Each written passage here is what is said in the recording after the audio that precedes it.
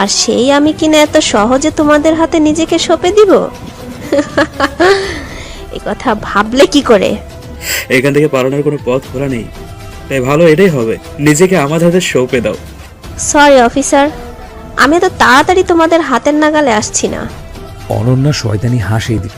হেলিকপ্টারের তীব্র শব্দে সবাই আকাশের দিকে তাকালো। এত নিচে হেলিকপ্টার দেখে অবাক হলো সবাই। হেলিকপ্টারের ভেতর থেকে একজন লোক দড়ি ফালালো নিচে।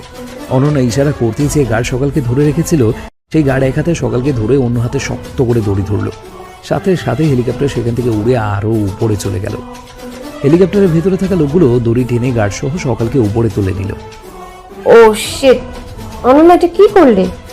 সকালকে ওখানে কেন পাঠালে?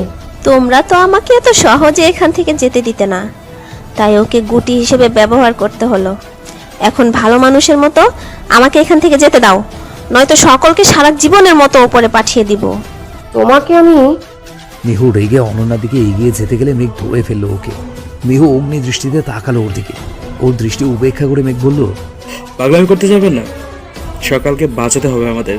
তার জন্য অরণ্যার কথা এই মুহূর্তে শোনা ছাড়া আর কোনো উপায় নেই। মিহু কিছু একটা বলতে চেয়েও থেমে গেল। হঠাৎ ওর মুখে হাসি ফুটে উঠল। অনন্যা মিহুকে হাসতে দেখে ভ্রু কুঁচকে ফেলল। মেঘও আগা হাসছে। ওয়েল অনন্যা ওরফে টিলি, তোমার খেল খতম। মিহুর কথাটা শেষ করার সাথে সাথেই পেছন থেকে কে যেন অনন্যার মাথায় রিভলভার ধরল। অনন্যা চমকে উঠে ঘাড় ঘুরিয়ে দেখে তানিশা দাঁড়িয়ে আছে। অবাক হয়ে গেল অনন্যা, বলল, তুমি? তোমাকে তো আমি শুট করেছিলাম। উফো টিলি, তুমি হয়তো ভুলে যাচ্ছ আমরা কারা।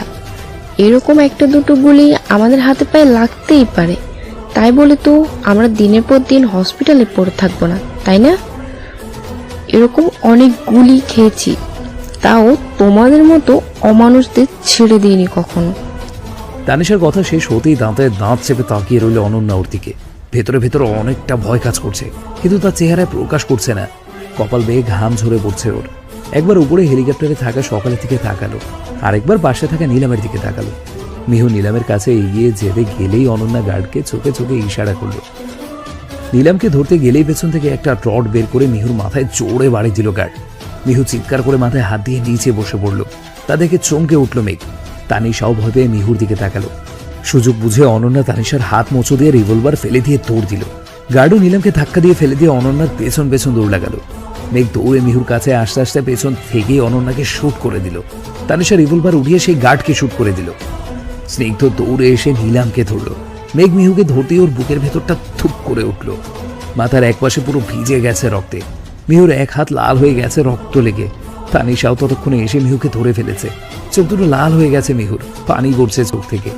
এর মাঝে হেলিকপ্টারের ভেতর থেকে সবটা দেখে লোকগুলো সকালকে ধাক্কা দিয়ে নিচে ফেলে দিল। নিচে নদী থাকায় সকাল সোজা নদীতে গিয়ে পড়ল। স্নিগ্ধ সেদিকে কোনো খেয়াল নেই। ও নিলামকে জড়িয়ে ধরে কেঁদে দিয়েছে। মিহুর মাথায় এক হাত চেপে ধরে খুব কষ্টে বলল, মেয়ে সকালকে বাঁচান, আমার সাথে তানিশা আছে, আমার কিচ্ছু হবে না। মেঘ একবার না করতে চেয়েও পারল না। আসলে এই সকালকে এখন বাঁচাতে হবে। মেয়েটার হাতে দড়ি দিয়ে বাঁধা ছিল। মেঘ কিছু না বলে মিহুর দিকে তাকিয়ে প্রায় সাথে সাথেই জ্যাকেট খুলে রেখে পানিতে। হসপিটালের করিডোরে মোটামুটি বেশ ভালোই একটা জটলা বেঁধে আছে। সকাল, নিলাম, মিহু তিনজনই হসপিটালে অ্যাডমিট। তানিশা, শাহিন আর মেঘ আছে মিহুর জন্য। মেঘকে অনেক বেশি চিন্তিত লাগছে। ব্যাপারটা খেয়াল করেছে শাহিন, কিন্তু কিছু জিজ্ঞেস করার সাহস পেল না ও। সকালের জন্য পলক, আখি আর রেহেনা বেগম আছেন।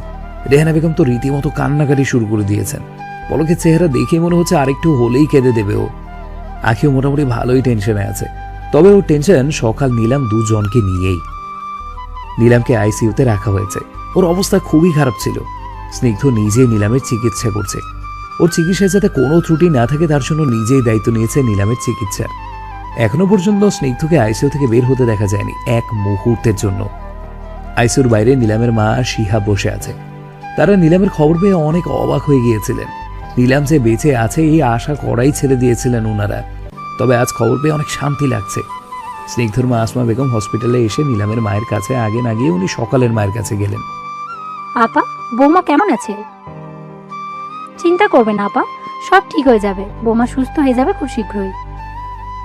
রেহেনা বেগম কিছু বলার মতো খুঁজে পেলেন না। উনি নিজের মতো কান্নায় ব্যস্ত হয়ে গেলেন। আসমা বেগম এক দীর্ঘ শ্বাস ফেলে উঠে নিলামের মায়ের কাছে গেলেন। সকালের কেবিন থেকে ডক্টর বের হতেই রেহেনা বেগম, পলক আর আখি হুমড়ি খেয়ে পড়ল ওনার উপর। ডক্টর বিদায় নিয়ে চলে গেলেন। পলকরা সবাই স্বস্তির নিঃশ্বাস ফেলল। কেবিনে যাওয়ার অনুমতি দিতেই ওনারা ভিতরে ঢুকে গেলেন। দেখতে দেখতে 3-4 দিন কেটে গেল। সকাল এখন আগে থেকে অনেকটাই সুস্থ। সকালকে এতটা চুপচাপ আগে কখনো দেখেনি বাসার সবাই। মেয়েটা কারোর সাথে একটা কথাও বলেনি এই 3-4 দিনে। বাসার সবাই আরো বেশি অবাক হয়েছে স্নিগ্ধর কাজে। সকালে এত অসুস্থ যেন স্নিগ্ধ একবারও দেখতে আসেনি, কিন্তু আসমা বেগম প্রতিদিন এসেছেন দেখা করার জন্য। ওনার কাছ থেকেই জানতে পারলো যে গত 3-4 দিন স্নিগ্ধ হসপিটাল থেকে বাসায় ফেরেনি, তার প্রচুর কাজের চাপ রয়েছে। সেজন্য সকালের মা আর ভাই তেমন কিচ্ছু মনে করেননি, কিন্তু আখি আসমা বেগমের চেহারা দেখে বুঝে গিয়েছে যা বুঝার। বিছানার এক কোণে বসে হাতের আংটি নিয়ে নাড়াচাড়া করছে সকাল। সে এখন পুরোপুরিভাবে অনুভূতিহীন। স্নিগ্ধ নীলামকে পেয়ে ওকে ভুলে যাবে কখনো কল্পনাও করতে পারেনি। সেদিন হেলিকপ্টারের ভেতর যখন লোকগুলো ওকে আটকে রেখেছিল, তখন সকাল দেখেছে নীলামকে জড়িয়ে ধরে স্নিগ্ধ কান্না করছে। খুব কষ্ট পেয়েছিল সেই সময়টায়। পরে যখন ওকে হেলিকপ্টার থেকে লোকগুলো ধাক্কা দিয়ে ফেলে দিল, কিন্তু তখনও স্নিগ্ধ ওর দিকে মনোযোগ না আসায় সকাল প্রচন্ড অবাক হয়েছিল। এতটাই অবাক হয়েছিল যে পানির ভেতর ডুবে গিয়েও ওর কোনো প্রতিক্রিয়া ছিল না। সেদিন মেঘুকে না বাঁচালে হয়তো ও মরেই যেত। বুকে তীব্র যন্ত্রণা হচ্ছে। স্নিগ্ধ যে ওর কাছ থেকে দূরে সরে যাচ্ছে তা বুঝতে পারছে সকাল, কিন্তু মন যে বড্ড অবুঝ। মন মানতে পারছে না স্নিগ্ধ দূরে সরে যাওয়াটা। খাটের সাথে মাথা হেলিয়ে চোখ বন্ধ করে একা একাই বিড়বিড় করতে লাগলো সকাল। ওর চোখ বেয়ে অশ্রু গড়িয়ে পড়ল। ভালোবাসা এত কষ্ট, এত যন্ত্রণা। যদি আগে জানতাম তাহলে এত ভুলটা, তাহলে এই ভুলটা কখনোই করতাম না। আচ্ছা, ভালোবাসলেই যে কষ্ট পেতে হবে এমন কোনো নির্দিষ্ট থিওরি আছে? আমার কি দোষ ছিল ডাক্তার সাহেব? কেন কোনো দোষ না করেও আমি দোষী হয়ে গেলাম? এতদিনে কি আমি একটু আপনার মনে জায়গা করে নিতে পারিনি? মানলাম, নিলাম আপনার প্রথম ভালোবাসা, আপনি এখন ওকে ভালোবাসেন, কিন্তু তাই বলে আমাকে এভাবে ভুলে যাবেন? সকাল নামে যে কেউ একজন আপনার জীবনে ছিল তাকে ভুলে গেলেন এত সহজে? নিশ্চয়ই আমি আপনার জীবনে গুরুত্বপূর্ণ ছিলাম না কখনো। তাহলে আপনি যে আমার এতটা কাছে আসতেন সেগুলো কি ছিল? সব কি বাধ্য হয়ে করতেন? আমি জানি না আপনি কি করবেন এরপর, কিন্তু আমি এত সহজে আপনাকে ছাড়ছি না। আমিও অর্পণা ইসলাম সকাল অন্য সব মেয়েদের মতো নিজ মনে একা একাই সবকিছু চিন্তা ভাবনা করে নিজের ভালোবাসার মানুষকে ভুল বুঝে দূরে সরে যাব। আপনি কি চান তা আমি আপনার কাছ থেকেই জানবো। আপনি যদি আপনার নীলামের সাথে থাকতে চান তবে আমি কোনো বাধা দিব না, মুক্ত করে দিব আপনাকে, কারণ আমি চাই না জোর করে কোনো সম্পর্ক করতে। কিন্তু মনে রাখবেন ডাক্তার সাহেব, আমার থেকে বেশি ভালো আপনাকে কেউ বাঁচতে পারবে না, কেউ না, এমনকি আপনার নীলামও না। নার্স হাতে একটা ট্রেতে করে ওষুধপত্র নিয়ে কেবিনে ঢুকে দেখলো সোফার এক কোণে বসে মাথা হেলিয়ে রেখেছে স্নিগ্ধ। কোনো রোগীর জন্য আগে কখনো স্নিগ্ধকে এতটা বিচলিত হতে দেখেনি হসপিটালের কেউ। যেহেতু এই মেয়ের জন্য স্নিগ্ধ এত বেশি চিন্তিত, তাছাড়া মেয়েটা স্নিগ্ধর পরিবারের সদস্য, তাই স্পেশাল কেউই হবে নিশ্চয়ই। এই ভেবেই বাকি নার্স আর ডক্টরও অনেক বেশি খেয়াল রাখছে নীলামের। ট্রে পাশে টেবিলের উপর নামিয়ে রেখে নার্স এসে স্নিগ্ধর সামনে দাঁড়িয়ে স্নিগ্ধকে হালকা আওয়াজে ডাকতে লাগলো। হুট করেই চোখ মেলল স্নিগ্ধ। স্যার, আপনি আপনার কেবিনে গিয়ে একটু বিশ্রাম নিন কিছুক্ষণ, আমি আছি এখানে। আপনি গত 3-4 দিনে একবারও বাসায় যাননি, ঠিকমতো খাওয়া দাওয়া করেননি, এমনকি ঘুমাননি পর্যন্ত। এরকম চলতে থাকলে তো আপনি নিজেই অসুস্থ হয়ে পড়বেন। ম্যামের তো এখনো জ্ঞান ফেরেনি, তাই আপনি নিজের কেবিনে গিয়ে একটু বিশ্রাম করে নিন। ওনার জ্ঞান ফিরলে আমি আপনাকে জানাবো। স্নিগ্ধ কথা বাড়ালো না, মাথা ঝাঁকিয়ে নীলামের দিকে একবার তাকিয়ে চলে গেল নিজের কেবিনে। শরীরটা আসলেই চলতে চাইছে না, মাথাটা কেমন যেন ঝিমঝিম করছে। গত কয়েকদিনে না বাসায় গিয়েছে আর না বাসার কারোর সাথে কথা বলেছে। নীলামের খুব সিরিয়াস অবস্থা ছিল, এখন মোটামুটি ঠিক আছে, তবে এখনো পর্যন্ত জ্ঞান ফেরেনি। সকাল যতদিন হসপিটালে ছিল ততদিন নার্স আর ডক্টরদের কড়াভাবে জানিয়ে দিয়েছিল যাতে সকালের কিচ্ছু না হয়, কোনো প্রকার অসুবিধা যেন না হয় সকালে। কথাটা অবশ্য নার্স আর ডক্টররা ছাড়া আর কেউ জানে না। নীলামকে নিয়ে স্নিগ্ধ এতটাই ব্যস্ত ছিল যে সকালের সাথে একবারও দেখা করতে পারেনি। কেবিনে এসে অ্যাপ্রনটা নামিয়ে রেখে চেয়ারে হেলান দিয়ে বসে চোখ বুঝে নিল। পরক্ষণে কিছু একটা ভেবে ফোন বের করে কল দিল সকালের নাম্বারে। ফোনটা হাতে নিয়ে নাম্বারের দিকে এক ধ্যানে তাকিয়ে আছে। স্নিগ্ধর নম্বর থেকে কল আসছে দেখে মুখে এক চিলতে হাসি ফুটে উঠল সকালের। চোখের পানি মুছে নিজেকে স্বাভাবিক করে নিয়ে ফোন কানে ধরতে ওপাশ থেকে স্নিগ্ধর রাগী কণ্ঠে চিৎকার চেঁচামেচি শুনে স্তব্ধ হয়ে গেল। পরক্ষণে চোখ দুটো আবারও ভিজে উঠল পানিতে। কোনো কথা না বলে কল কেটে দিল। বালিশ আঁকড়ে ধরে কান্নায় ভেঙে পড়ল সকাল। যখন আমার সাথে কথা বলার সময় নেই আপনার, তখন কেন কল দিলেন আমাকে? আমাকে কল দিয়েও নার্সদের সাথে চেঁচামেচি করছেন নিলামকে নিয়ে। আমার প্রতি কি আপনার কোনো দায়িত্ব নেই? এতগুলো দিনে একবারও আমার খোঁজ নিলেন না। আর আজ যখন কল দিলেন তখনও নিলামকে নিয়েই চিন্তা করছেন। আমার কষ্ট হয় বোঝেন না আপনি? কেন বোঝেন না আমাকে? বিছানার চাদর এক হাতে মুঠ করে ধরে কাঁদতে লাগলো। এতক্ষণ নিজের মনকে বোঝালেও এখন আর পারছে না সকাল। যত তাড়াতাড়ি সম্ভব কথা বলতে হবে স্নিগ্ধর সাথে, এই ভেবেও কান্না থামলো না ওর। খাবার হাতে নিয়ে রুমে ঢুকে মিহুকে তৈরি হতে দেখে ভ্রু কোঁচ গেল মেঘ। টেবিলের উপর প্লেট নামিয়ে রেখে বলল, কোথায় যাচ্ছে এই অবস্থায়? অফিসে। আজকে আরিফুল ইসলামকে ধরতে হবে। টিলিকে তো ধরেই ফেলেছি, কিন্তু আরিফুল ইসলাম এখনো বাইরে ঘুরে বেড়াচ্ছে। তুমি কোথাও যাচ্ছ না? তোমার অবস্থা তুমি দেখতে পাচ্ছ না কতটা অসুস্থ তুমি? মাথায় এত গুরুতর আঘাত পেয়েও কি করে এখন অফিসে যেতে চাও?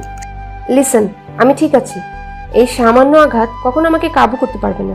শুধু মনের আঘাতগুলোই কাবু করে আমাকে। এখন সরো, বের হতে হবে আমাকে। শুনি না, ডক্টর বলেছেন পুরো 1 মাস তোমাকে বেড রেস্টে থাকতে। এখনো তোমার মাথায় ব্যান্ডেজ রয়েছে, আর এখন আমি খাবার নিয়ে এসেছি, সেটা খাবে তুমি।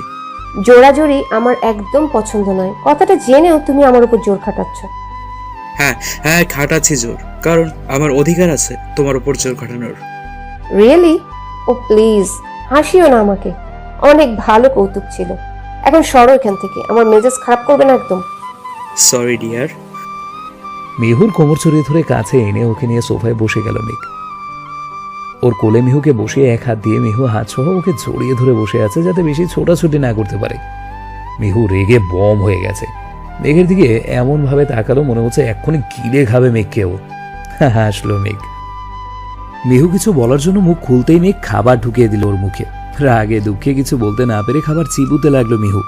ওর খাবার চিবানো দেখে মেঘের মনে হচ্ছে মিহু খাবার না, ওকেই চিবুচ্ছে।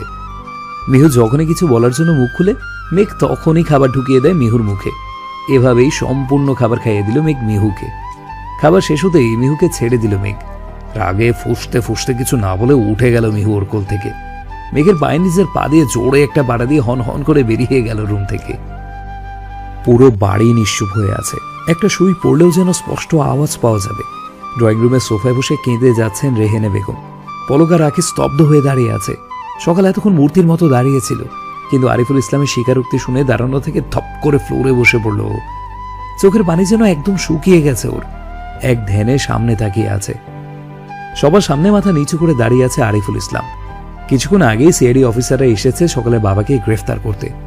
কারণ জানতে চাইলে যখন তানিশা ওদের সব বলে, তখন পলক ভীষণভাবে খেপে গিয়েছিল ওদের উপর। সকাল প্রচন্ড রাগে জানোই তাই বলে ফেলেছে ওদের। কিন্তু যখন আরিফুল ইসলাম নিজ মুখে নিজের সমস্ত কুকীর্তির কথা স্বীকার করলেন, তখন আর কেউ কিছু বলার মতো ভাষা খুঁজে পেল না। একের পর এক এত বড় ধাক্কাগুলো কিভাবে সামলে উঠবে সকাল? আমিও তো তোমার মেয়ে পাপা।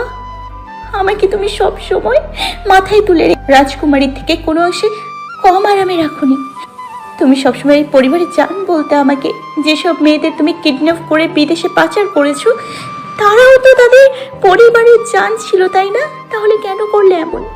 যদি ওই মেয়েগুলোর জায়গায় আমি থাকতাম, তখন কেমন লাগতো তোমার?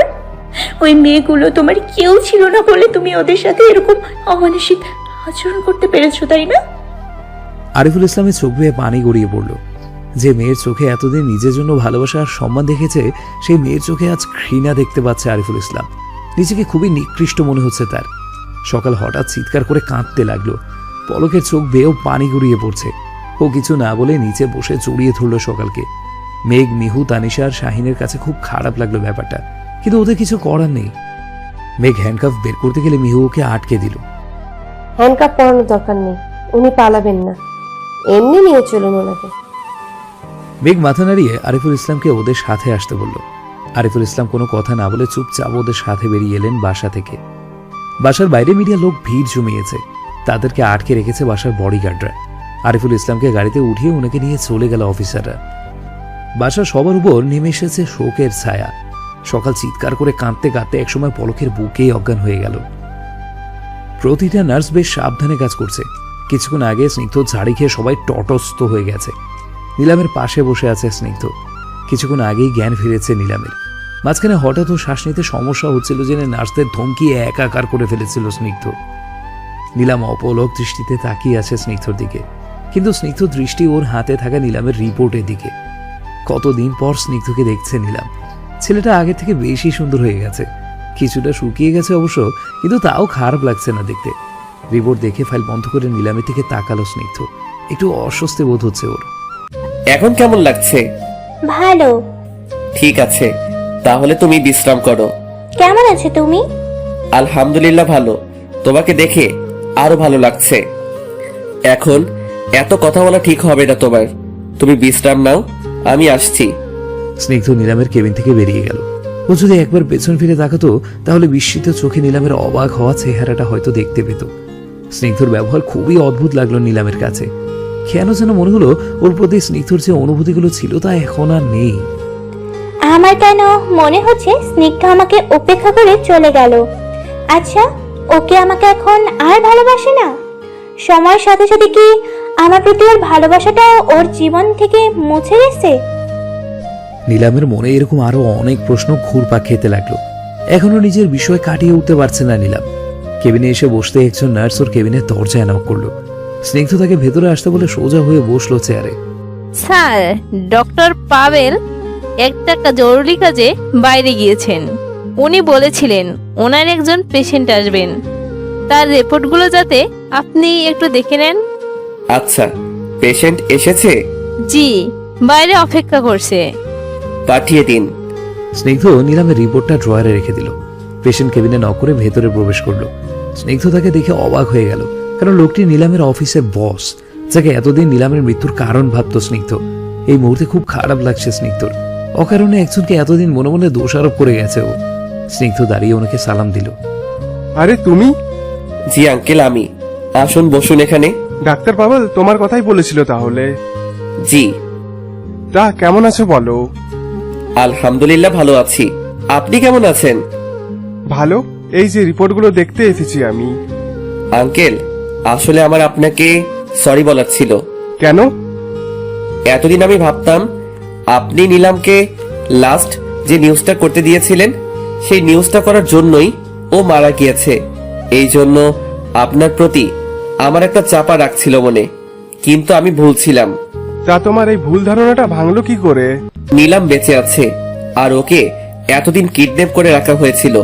ওরই মেজ বোন করেছিল কাজটা। কি? জি। নীলামের আম্মু নীলামের পাশে বসে ওর মাথায় হাত বুলিয়ে দিচ্ছেন। তার মেজো মেয়েটা যে এতটা খারাপ তা উনি কল্পনাও করতে পারেননি। বুকের ভেতর পাথর চেপে অনন্যাকে ভুলে আছেন। নীলামকে ফিরে পেয়ে একদিকে যেমন খুশি তিনি, অন্যদিকে অনন্যাকে হারিয়ে ঠিক ততটাই কষ্ট পাচ্ছেন। বাবা, নিপা আপু আর শিহাব কোথায় মা? তোর বাবা রাজশাহী গিয়েছেন। তোর খবর পেয়ে তিনি দেরি না করে বাসে উঠে পড়েছেন, এখন রাস্তায় আছে, চলে আসবে ঘন্টাখানেকের মধ্যে। আর শিহাবের পরীক্ষা চলছিল, তাই ওকে ভার্সিটি পাঠিয়ে দিয়েছি জোর করে। ও আচ্ছা। হুম। আচ্ছা মা, ফুপিমণি আর স্নিগ্ধকে একটু অদ্ভুত লাগলো আমার কাছে। মানে ওরা আমার সাথে কেমন যেন ছন্ন ছাড়া ব্যবহার করছেন। কি হয়েছে মা? ওরা আমার সাথে এমন করছে কেন? স্নিগ্ধর সাথে বেশি কথা বলিস না। কেন? প্রচন্ড অবাক হয়ে জিজ্ঞাসা করল নীলাম। ওর মা ওর মাথায় হাত বুলিয়ে দিয়ে এক দীর্ঘ শ্বাস ছেড়ে বললেন, স্নিগ্ধর বাগদান হয়ে গেছে। কি মজা করছো তুমি আমার সাথে? না, এটাই সত্যি। আসমা আপা নিজে পছন্দ করেছেন মেয়েকে। মেয়ের নাম সকাল। স্নিগ্ধ যে মেডিকেলে শিক্ষকতা করছে সেই মেডিকেলেরই ছাত্রী ও। স্নিগ্ধা নিজেও মেয়েটাকে পছন্দ করে, ওকে দেখলেই বোঝা যায় ও অনেক দুর্বল সকালের ওপর। তাই তোকে বলছি স্নিগ্ধর থেকে দূরে থাকিস। কখনো না মা, আমি ওকে ভালোবাসি। তাছাড়া স্নিগ্ধ নিজেও আমায় ভালোবাসে। আমি ছিলাম না বলে ও আমার জায়গায় অন্য কাউকে বসাবে? আর এখন আমি ফিরে আসার পর তা হতে দিব? কখনো না। স্নিগ্ধ আগেও আমাকে ভালোবাসতো আর এখনো বাসে। ওই সকালের প্রতি ওর দুর্বলতা তৈরি হতে পারে না। ও শুধু আমার, আর আমাকেই ভালোবাসতে হবে ওর। এমন পাগলামি করিস না নীলাম। তুই এতগুলো বছর ছিলি না, তাই স্নিগ্ধর অন্য মেয়ের প্রতি দুর্বল হওয়াটা অস্বাভাবিক কিছু না। তাছাড়া ওর আচরণে প্রকাশ পায় ও মেয়েটাকে ভালোবেসে ফেলেছে। তুই স্নিগ্ধর আশা ছেড়ে দে, আরো ভালো কাউকে পাবি তুই নিজের জন্য। মা, আমার জেদ সম্পর্কে নিশ্চয়ই তোমার ধারণা আছে। আমি এই জেদ দিয়েই একসময় স্নিগ্ধকে নিজের করেছিলাম, আর এখনো সেটাই করব আমি। আমি তোর ভালোর জন্য বলছি নিলাম। ভালো মাই ফুট, চলে যাও এখান থেকে। তোমাকে আমার অসহ্য লাগছে। তুমি আমার মা নাকি ওই সকালের মা? কে ওই সকাল? ও কি দেখতে আমার থেকেও বেশি সুন্দর যে স্নিগ্ধ এত তাড়াতাড়ি আমাকে ভুলে ওই সকালের মায়ের পড়ে গেল? মেয়েটা আসলেই ভয়াবহ সুন্দরী। নীলাম অগ্নি দৃষ্টিতে তাকিয়ে রইল নিজের মায়ের দিকে। ওর রাগ লাগছে প্রচুর। স্নিগ্ধ হাসপাতালের কাজ শেষ করে নিজের বাসায় চলে গেল। নীলামের সাথে নীলামের মা শিহাব আছে। তাছাড়া কোনো সমস্যা হলে নার্সের ডাক্তাররা তো আছেই। স্নিগ্ধ বাসায় ঢুকে নিচে রুমে যেতে গেলে পেছন থেকে আসমা বেগমের ডাকে থেমে যায় ও। মা, এত রাতে তুমি এখনো জেগে আছো যে? যে মায়ের ছেলে 4 দিন ধরে লাপাতা হয়ে থাকে সেই মা কি করে ঘুমাতে পারে? আমি হাসপাতালে ছিলাম মা। নীলাম কত অসুস্থ ছিল জানোই তো তুমি। আর বৌমা যে কতটা অসুস্থ ছিল তা তুই জানিস? একবার খোঁজ নিয়েছিলি মেয়েটার? ও কেমন আছে জানতে চেয়েছিলি? আমি জানি আমার ভুল হয়েছে, আমার উচিত ছিল ওর খোঁজ নেয়া, কিন্তু মা আমি আসলেও ব্যস্ত ছিলাম। না হলে আমি প্রতি ঘন্টায় ঘন্টায় খোঁজ নিতাম ওর। সত্যি করে বলতো স্নিগ্ধ, তুই কি আবারও নিলামের উপর দুর্বল হয়ে পড়েছিস? না মা, ওর উপর নতুন করে দুর্বল হওয়ার কিছু নেই। আমি আগে থেকেই ওর উপর দুর্বল। তুমি জানো আমি ওকে ভালোবেসেছি, কিন্তু আমাকে বুঝতে হবে যে ও আমার অতীত ছিল। বর্তমানে সকাল আছে আমার জীবনে, আর আমি নীলামের উপর যতটা না দুর্বল ছিলাম তার থেকে দ্বিগুণ বেশি আমি সকালের উপর দুর্বল হয়ে পড়েছি মা। আমি নীলামকে আমার জীবনে ফিরিয়ে এনে সকালকে কষ্ট দিতে পারবো না। এতদিন তো নীলামকে ছাড়াই ছিলাম, তাহলে কি দরকার নীলামকে ফিরিয়ে নিয়ে আসার? আমার বাকি জীবনটা আমি সকালের সাথেই কাটাতে চাই। তাহলে এই কদিন যে তুই নিলামের পেছনে এত দৌড়দৌড়ি করলি সেটা কি ছিল? দায়িত্ব। আমি ওকে একসময় কথা দিয়েছিলাম ওর সকল বিপদ আপদে আমি পাশে থাকব, আর আমি সেই দায়িত্বটাই পালন করেছি। প্রথমবার যখন দেখলাম নীলাম বেঁচে আছে তখন আমি একটু বেশি আবেগী হয়ে গিয়েছিলাম, যার কারণে সকালের দিকে খেয়াল করতে পারিনি সেদিন। আমি জানি এই জন্য সকাল আমাকে ভুল বুঝেছে, আর সেটাই স্বাভাবিক, কিন্তু এই ভুল বোঝাবুঝিটা বাড়তে দেওয়া যাবে না। সকালের সাথে দেখা করে কথা বলে সবটা মিটিয়ে নিতে হবে। তোকে একটা কথা জানানো হয়নি স্নিগ্ধ। কি কথা? আরিফুল ভাইয়াকে গ্রেফতার করা হয়েছে। অননার বেআইনি ব্যবসার সাথে উনি জড়িত ছিলেন, যা ওনার বাসার আর কেউ জানতো না। সকাল কেমন আছে? একদম চুপচাপ। প্রথমে অবশ্য অনেক কান্না করেছিল, কান্না করার মাঝেই অজ্ঞান হয়ে গিয়েছিল। জ্ঞান ফেরার পর থেকে একদম চুপচাপ হয়ে গেছে। ও শিট, মা আমি আসছি। কোথায় যাচ্ছিস এত রাতে? শ্বশুর বাড়ি। তোর ছেলে কয়টা বাজে দেখেছিস? এখন বাজে রাত 1টা। যা নিজের রুমে যা, কাল সকালবেলা ওখানে যাবি। কিন্তু? কোনো কিন্তু না স্নিগ্ধ, এই সময় ওর বাড়িতে যাওয়াটা ঠিক হবে না। আচ্ছা, তাহলে কাল সকালে যাব। ঘড়ির কাঁটায় সকাল 9:23। হন্তদন্ত হয়ে হসপিটালে আসলো স্নিগ্ধ। চিন্তায় এই শীতের ভেতরে ওর কপাল বেয়ে ঘাম ঝরছে। হসপিটালের করিডোর দিয়ে দৌড়ে এসে নিলামের কেবিনে প্রবেশ করলো স্নিগ্ধ। কেবিনে ঢুকে নিলামকে জুস খেতে দেখে স্নিগ্ধ অনেক অবাক হলো। পাশের দেয়ালে হাত রেখে হাঁপাতে লাগলো। তীক্ষ্ণ দৃষ্টিতে শিহাবের দিকে তাকালো স্নিগ্ধ। এসব কি শিহাব? তুমি না বলেছিলে তোমার আপু হঠাৎ করে অসুস্থ হয়ে পড়েছে? আমার কোনো দোষ নেই, নীলাম আপুই আমাকে বলেছিল যাতে তোমাকে ফোন দিয়ে বলি আপু হঠাৎ অসুস্থ হয়ে পড়েছে। স্নিগ্ধ অবাক হয়ে নিলামের দিকে তাকালো। নিলামের মুখে হাসি ফুটে আছে। মুহূর্তেই বেশ রেগে গেল স্নিগ্ধ। এরকম মজা তার একদমই পছন্দ নয়। ও তৈরি হচ্ছিল সকালের বাসায় যাওয়ার জন্য। ঠিক সেই মুহূর্তে শিহাবের ফোন পেয়ে ও সকালের বাসায় না গিয়ে এখানে ছুটে চলে এসেছে। আর এখানে এসে শুনে এসব মজা ছিল। ফাইজলামো করার একটা লিমিট থাকে নিলাম। এগুলো কি ধরনের ফাইজলামো? তুমি জানো আমি কতটা চিন্তায় ছিলাম তোমার কথা ভেবে?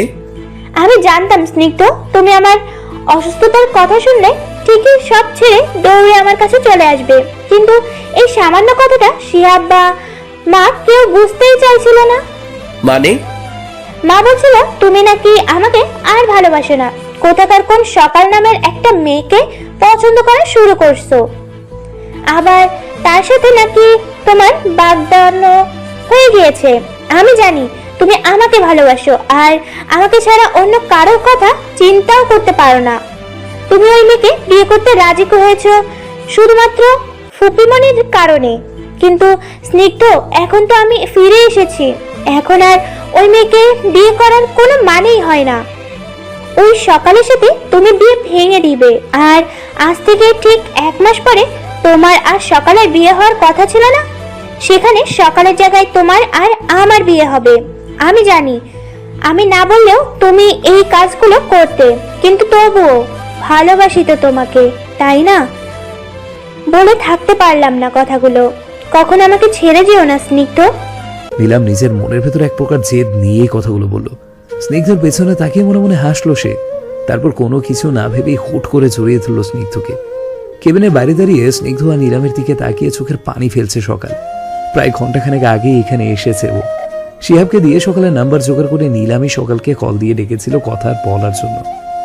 এখানে আসার পরে ওকে বেশ ভালোভাবে নীলাম বুঝিয়েছে যে স্নিগ্ধ শুধুই তার। স্নিগ্ধ আর নিচের গভীর প্রেমের বর্ণনা দিচ্ছিল নীলাম সকালকে। কষ্ট হলে চুপচাপ সব শুনে গেছে সকাল। ইদানিং তার মনে হচ্ছে তার জন্ম হয়েছে শুধুই কষ্ট উপভোগ করার জন্য। নীলামের কথার পরিপ্রেক্ষিতে সকাল শুধু বলেছিল, আপু, আমি ডাক্তার সাহেবের মুখ থেকে শুনতে চাই উনি কি চাই। উনি যদি আমাকে বিয়ে করতে না চায় তাহলে আমি জোর করব না, কিন্তু কথাটা ওনার কাছ থেকে শুনতে চাই আমি। সকালের জেদের কাছে হার মেনে নীলাম রাজি হয়। শিহাবকে বলে স্নিগ্ধকে ফোন দিয়ে মিথ্যে কথা বলতে। তারা সকালকে কেবিনের বাইরে লুকিয়ে থাকতে বলে। সকাল চুপচাপ কেবিনের বাইরে এসে নিচের মুখ ঢেকে বসে থাকে। নীলাম কেবিনের ভেতরে বিছানায় বসে শিহাবকে কি করতে হবে তা বুঝিয়ে দেয়। শিহাবও মাথা নাড়িয়ে সায় জানায় নীলামের কথায়। এরপর স্নিগ্ধ কেবিনে ঢোকার পর নীলাম নিজের কথাগুলো বলে। আর সকাল বাইরে দাঁড়িয়ে সবটা দেখে চোখের পানি ফেলছে। ওর সব থেকে বেশি খারাপ লাগছে স্নিগ্ধ চুপ করে থাকায়। স্নিগ্ধ চুপ করে থাকাটাই বলে দিচ্ছে যে নীলামের সাথে একমত হচ্ছে স্নিগ্ধ, আর দাঁতে দাঁত চেপে দাঁড়িয়ে আছে স্নিগ্ধ। এটা হসপিটাল বিধায় কোনো সিন ক্রিয়েট তৈরি করতে চাচ্ছে না ও। তাও তীক্ষ্ণ গলায় বলল, নীলাম, আমি তোমাকে ভালোবাসি। এইটুকু বলা মাত্রই স্নিগ্ধকে থামিয়ে দিল নীলাম। বিরক্ত হলো স্নিগ্ধ। নীলাম বলল, আমি জানি তো তুমি আমায় ভালোবাসো, অনেক বেশি ভালোবাসো। এবার স্নিগ্ধর প্রচুর রাগ লাগছে। কপালে রক ফুলে উঠেছে ওর। সকাল কেবিনের সামনে থেকে সরে গেল। এই মুহূর্তে এর থেকে বেশি কিছু দেখার বা শোনার অবস্থায় সে নেই। পাশের বেঞ্চে বসে কিছুটা শব্দ করেই খেতে দিল সকাল। শিহাবে সে ওর সামনে দাঁড়িয়ে টিস্যু এগিয়ে দিল, কিন্তু সকাল সেটা নিল না। শিহাব লোলুপ দৃষ্টিতে সকালের দিকে তাকিয়ে বলল, প্লিজ চলে যাও স্নিগ্ধ ভাইয়ার জীবন থেকে। শুনলেই তো, ভাইয়া আমার নীলাম আপুকে ভালোবাসে, তোমাকে ভালোবাসে না। শুধুমাত্র ফুফিমনির জোরাজুরির কারণে তোমাকে বিয়ে করতে রাজি হয়েছে ভাইয়া। আমার আপুর সাথে স্নিগ্ধ ভাইয়ার সম্পর্কটা অনেক গভীর, ঠিক একজন স্বামীর সাথে তার স্ত্রীর যেরকম সম্পর্ক থাকে সেই রকম।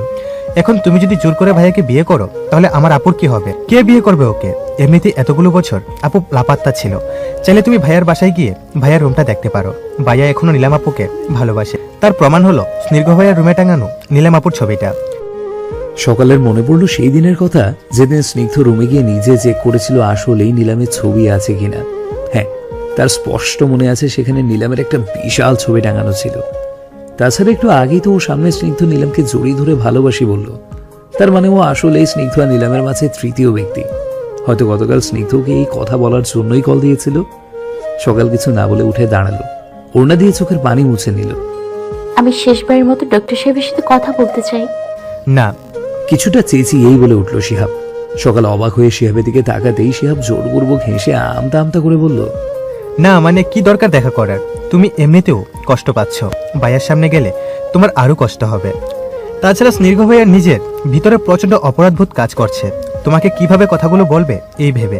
তাই আমি ভাইয়ার হয়ে তোমাকে বললাম, এখন তুমি যদি ভাইয়ার সামনে যাও তাহলে ভাইয়ার আরো বেশি অপরাধী মনে হবে নিজেকে। সকালের চোখ থেকে আবারও অশ্রু গড়িয়ে পড়ল। ও শিহাবের কথায় মাথা নেড়ে সায় জানিয়ে হাতের উল্টো পিঠ দিয়ে চোখের জল মুছে দূর থেকে একবার কেবিনের দিকে তাকালো। সেখানে দেখা যাচ্ছে স্নিগ্ধ নীলামের বাহুতে হাত রেখে কি যেন বলছে নীলামকে। সকাল আর এক মুহূর্তও দাঁড়ালো না সেখানে। শিহাব প্যান্টের পকেটে হাত রেখে আস্তে আস্তে শীষ বাজাতে লাগলো সকালের যাওয়ার পানে তাকিয়ে। কি করছো কি নীলাম? এটা হসপিটাল। তো কি হয়েছে? বিনা অনুমতিতে কেবিনে কেউ প্রবেশ করবে না। সে যাই হোক, তোমাকে এখনই সবটা পরিষ্কারভাবে জানিয়ে দিতে চাইছি। মানে? ওর ছোট ছোট অভিমানগুলো ভাঙাতে আমার ভীষণ ভালো লাগে। ওকে যখন নিজের বুকের মাঝে আঁকড়ে ধরি তখন মনে হয় আমার সমস্ত দুঃখ, কষ্ট, ক্লান্তি সব নিমিষেই দূর হয়ে গেছে। আমার বুকের অশান্ত ঢেউগুলো শান্ত হয়ে যায় ওর মুচকি হাসিতে। ওর বাচ্চামাগুলো আমার অভ্যাসে পরিণত হয়ে গেছে। ওকে এক পলক দেখলেই আমার হৃদস্পন্দনগুলো অবাধ্য হয়ে যায়।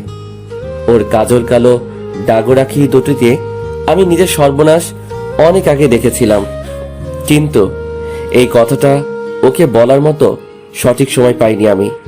ওর গোলাপি ঠোঁট দুটো দেখলেই আমার সব সময় মন চাইতো ওর ঠোঁট দুটো নিজের ঠোঁটের ভাঁজে নিয়ে অপরাধ করে ফেলতে, কিন্তু কখনো সেই স্পর্ধা দেখায়নি ও বাচ্চা বলে। আমি সবসময় ওকে বৈধভাবে পেতে চেয়েছি। ওর ভুবন ভোলানো হাসিতে আমি নিজেকে হারিয়ে ফেলেছি।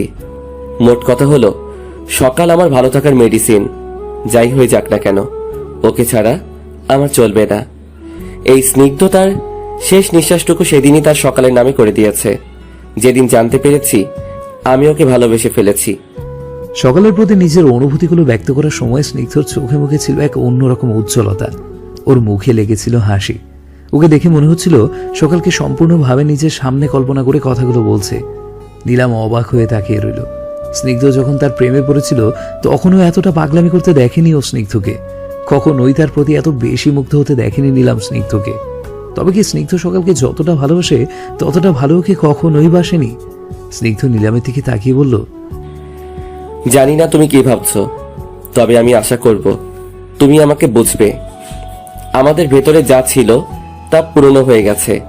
সকালের প্রতি আমার যে অনুভূতিগুলো কাজ করে তার 50%ও তোমার প্রতি কখনো আসেনি। আমি গত কয়েকদিনে তা অনুভব করেছি। প্লিজ ভুলে যাও আমাকে। এতদিন যখন আমাকে ছাড়া ছিলে, তখন বাকি সময়টাও আমাকে ছাড়াই থাকতে পারবে তুমি। আমার থেকেও ভালো কাউকে পাবে তুমি।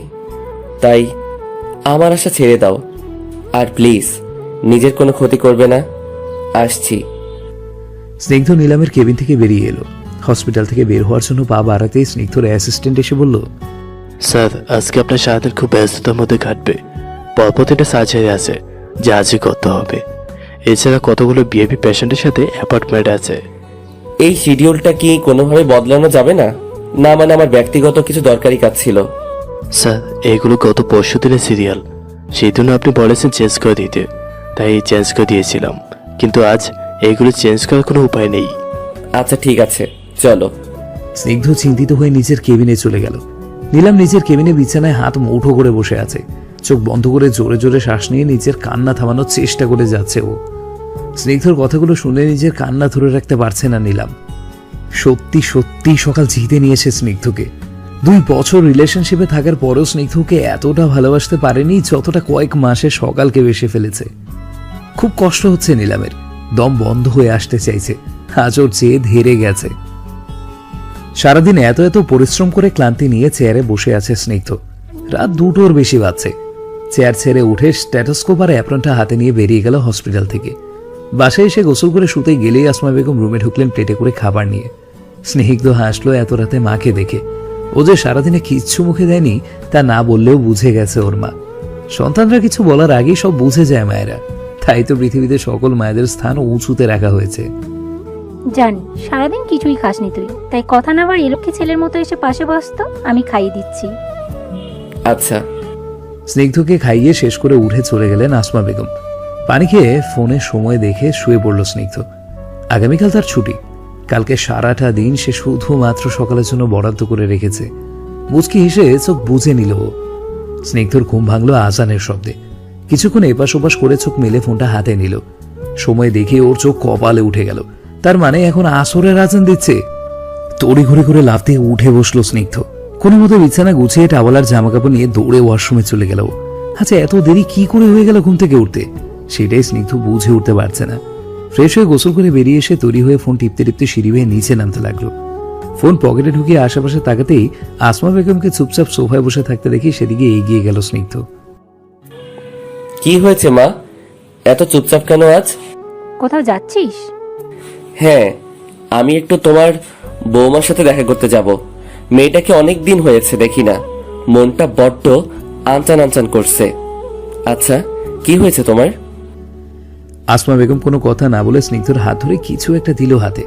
স্নিগ্ধ ভ্রু কুচকে নিচের হাতের দিকে তাকিয়ে চমকে উঠল। পরক্ষণে মায়ের দিকে তাকিয়ে কম্পিত কণ্ঠে বলল, এই আংটি তো আমি সকালকে আমাদের বাগদানের সময় পরিয়েছিলাম। তাহলে এটা তোমার কাছে কেন? এটা তো ওর হাতে থাকার কথা। কি হলো মা, কথা বলছো না কেন? বলো, এটা তোমার কাছে কিভাবে এলো? আচ্ছা, তোমায় কিছু বলতে হবে না, আমি তোমার বৌমার সাথে দেখা করে ওর কাছে জিজ্ঞেস করে নিব। স্নিগ্ধ রাগ লাগছে প্রচুর। ও হাত মুষ্টিবদ্ধ করে সোফা ছেড়ে উঠে 2 কদম এগোতেই আসমা বেগমের কথা শুনে থেমে গেল। বিস্মিত হয়ে জিজ্ঞাসা করলো, কি বললে? সকাল মা চলে গেছে। কোথায় চলে গেছে? কানাডা। কি সব আজে বাজে বকছো মা? ও কেন কানাডা চলে যাবে? এখনো যায়নি, তবে যাচ্ছে। বিকেল 5:30টায় ওর ফ্লাইট। এতক্ষণে হয়তো এয়ারপোর্টে চলে গেছে। গতকাল রাতে বাসার সবাইকে জানিয়েছে ও, আর এখানে থাকতে চায় না। ওর চাচুকে ব্যাপারটা জানানোর পর উনি কয়েক ঘন্টার মধ্যে পাসপোর্ট, ভিসা সব তৈরি করে দিয়েছেন। সকাল মা কানাডা তার চাচুর কাছেই যাচ্ছে। এটা সম্ভব না মা, ও আমার বাগদত্তা। আমাকে এভাবে কিছু না বলে ও হুট করে চলে যেতে পারে না। আর কেনই বা চলে যাবে ও? তোর জন্য। কম তো কষ্ট পায়নি মেয়েটা তোর কাছ থেকে। কতগুলো ধাক্কা একসাথে খেয়েছে ও। এতদিন বাবা নামের যেই লোকটাকে এত ভালোবেসেছে, এত সম্মান করেছে, কাল জানতে পারলো সেই লোকটাই নারী পাচারকারী। তার উপর তুই একটা খোঁজও নিসনি ওর। মেয়েটা প্রচুর ভেঙে পড়েছে। ও যাওয়ার আগে বাসায় এসেছিল, তখন তুই ঘুমাচ্ছিলি। হাত থেকে আংটিটা খুলে আমার হাতে দিয়ে বলেছে, আমি ওনাকে সব বাঁধন, সব সম্পর্ক থেকে মুক্ত করে দিলাম। আমি জানি উনি নীলাম আপুকে কতটা ভালোবাসে। আমি চাই না ওনাদের মাঝে তৃতীয় ব্যক্তি হয়ে থাকতে। আমাদের যে বিয়েটা হওয়ার কথা ছিল তার হচ্ছে না, বরং যেদিন আমাদের বিয়ের কথা ছিল সেদিন নীলাম আপুর সাথে ওনার বিয়ে দিয়ে দিয়েন। ওনারা সুখী হবে। আর এতদিন আমার সাথে বা আমার পরিবারের সাথে যা ছিল সব একটা দুঃস্বপ্ন ভেবে ভুলে যাবেন। আমি ওর কথাগুলো শুনে ওকে অনেক বোঝানোর চেষ্টা করেছিলাম যে নীলামের সাথে তোর এখন তেমন কোনো সম্পর্ক নেই। নীলাম শুধু তোর দায়িত্ব। কিন্তু ও বিশ্বাস করেনি। ও বলেছে ও নাকি গতকাল নিজের চোখে দেখেছে তোকে আর নীলামকে একসাথে জড়িয়ে ধরা অবস্থায়। আর এও শুনেছে যে তুই ওকে ভালোবাসি বলেছিস। স্নিগ্ধ, কথা বলছিস না কেন তুই? আমাকে সত্যি করে বলতো, তুই কি আসলেই নীলামের সাথে সম্পর্কে আছিস এখনো? স্নিগ্ধ কোনো কথা না বলে দৌড়ে বেরিয়ে গেল বাসা থেকে। পেছন থেকে ওর মা ওকে ডেকে চলেছে। স্নিগ্ধ গাড়িতে উঠে সময় দেখে নিল, 4:44 বাজে। ওর এখন কেমন লাগছে তা শুধু ও নিজেই জানে। গাড়ির গতি বাড়িয়ে দিল। উদ্দেশ্য এয়ারপোর্ট। চারপাশে সব কিছুই কেমন যেন ঝাপসা লাগছে ওর কাছে। এক হাত দিয়ে চোখ মুছতেই অবাক হয়ে গেল স্নিগ্ধ। ওর অজান্তেই ওর চোখ থেকে পানি পড়ছে। এয়ারপোর্টের সামনে গাড়ি থামিয়ে হন্তদন্ত হয়ে সকালকে খুঁজতে লাগলো স্নিগ্ধ। এখনই সকালকে না দেখতে পেলে যেন দম বন্ধ হয়ে মারা যাবে এমন লাগছে। হঠাৎ চোখ এলো কিছু দূরে একটা গাড়ির দিকে। সেখানে আঁখি আর পলক দাঁড়িয়ে আছে। ওদের দেখেই ছুড়ে চলে গেল সেদিকে। আঁখি সামনে গিয়ে হাঁপাতে লাগলো। অবাক হয়ে তাকিয়ে আছে পলক আর আঁখি স্নিগ্ধর দিকে। স্নিগ্ধ, তুই এখানে? সকাল কোথায়? কি হলো বলো, সকাল কোথায়? আজব কথা কেন বলছিস না তুই? স্নিগ্ধ যে রেগে আছে তা বুঝতে পারছে পলক। ও স্নিগ্ধর কাঁধে হাত রেখে বলল, সকালে চলে গেছে। কথাটা শেষ হওয়ার সাথে সাথে একটা বিমান উড়ে গেল উপর দিয়ে। পলক সেটা দিকে তাকিয়ে বলল, একটাই ছিল, সকালের ফ্লাইট। স্নিগ্ধ পাথরের মতো দাঁড়িয়ে প্লেনটা থেকে অপলক দৃষ্টিতে তাকিয়ে আছে, যেন কেউ এই মাত্র ওর কলিজাটা টেনে বের করে নিয়ে গেছে। নিঃশ্বাস নিতেও ভুলে গেছে। চোখ বেয়ে 1 ফোঁটা 2 ফোঁটা করে জল গড়িয়ে পড়তে লাগলো। পলক আর আঁখি স্নিগ্ধ থেকে অবাক হয়ে তাকিয়ে আছে ওকে কাঁদতে দেখে। হাঁটু ভেঙে নিচে বসে পড়ল স্নিগ্ধ। চোখ থেকে অচর ধারায় পানি গড়িয়ে পড়ছে। 2 আঙুলের মাঝে সকালের আংটি নিয়ে এক ধ্যানে আংটি থেকে তাকিয়ে আছে স্নিগ্ধ। সকালের সাথে দেখা হওয়ার পর থেকে ওর সাথে এই পর্যন্ত যত স্মৃতি ছিল সব এক এক করে মনে পড়ছে ওর। মেয়েটা দিন রাত ওর পেছনে দৌড়েছে শুধু একটু ভালোবাসা পাওয়ার জন্য, কিন্তু স্নিগ্ধ সেটুকুও দিতে পারেনি সকালকে। যে মেয়েটা কখনো কষ্টের সাথে পরিচিতই ছিল না, আর সেই মেয়ের কষ্টের কারণ একমাত্র স্নিগ্ধ। তুমি আমাকে কতটা ভালোবাসো তা প্রতিটা মুহূর্তে আমাকে বুঝিয়ে গেছো, কিন্তু আমি তোমাকে কতটা ভালোবাসি তা একবারও জানার প্রয়োজন মনে করলে না।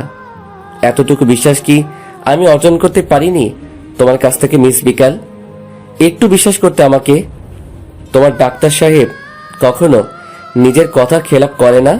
জানো না তুমি, সে যখন একবার তোমায় কথা দিয়েছিল যে সে তোমার আছে আর ভবিষ্যতেও তোমার থাকবে, তখন তোমার উচিত ছিল তাকে একটু বিশ্বাস করা। তুই তো পারতে আমার কাছে এসে কথা বলে সবটা ক্লিয়ার করে নিতে, কিন্তু তুমি তা না করে আমাকে একদম নিঃস্ব করে দিয়ে চলে গেলে। তুমি বলেছিলে তুমি আমাকে ভালোবেসে তোমার মন আমায় দিয়ে দিয়েছ। যদি কখনো আমি তোমার থেকে দূরে চলে যাই তাহলে তোমার মনটাও নাকি আমার সাথে চলে যাবে, কিন্তু উল্টো তুমি নিজেই আমার কাছ থেকে দূরে চলে গিয়ে তোমার সাথে আমার মনটাকে নিয়ে গেলে। কেন সবসময় আমি নিঃস্ব হয়ে যাই বলতে পারো? প্রথমে নীলামকে ভালোবাসলাম, তারপর ও দূরে সরে গেল আমাকে একা করে দিয়ে। আমি তখন অর্ধমৃত হয়ে গিয়েছিলাম, কিন্তু হঠাৎ করে তুমি আমার জীবনে কোনো এক সন্ধ্যায় এক পশলা বৃষ্টির মতো নেমে এলে।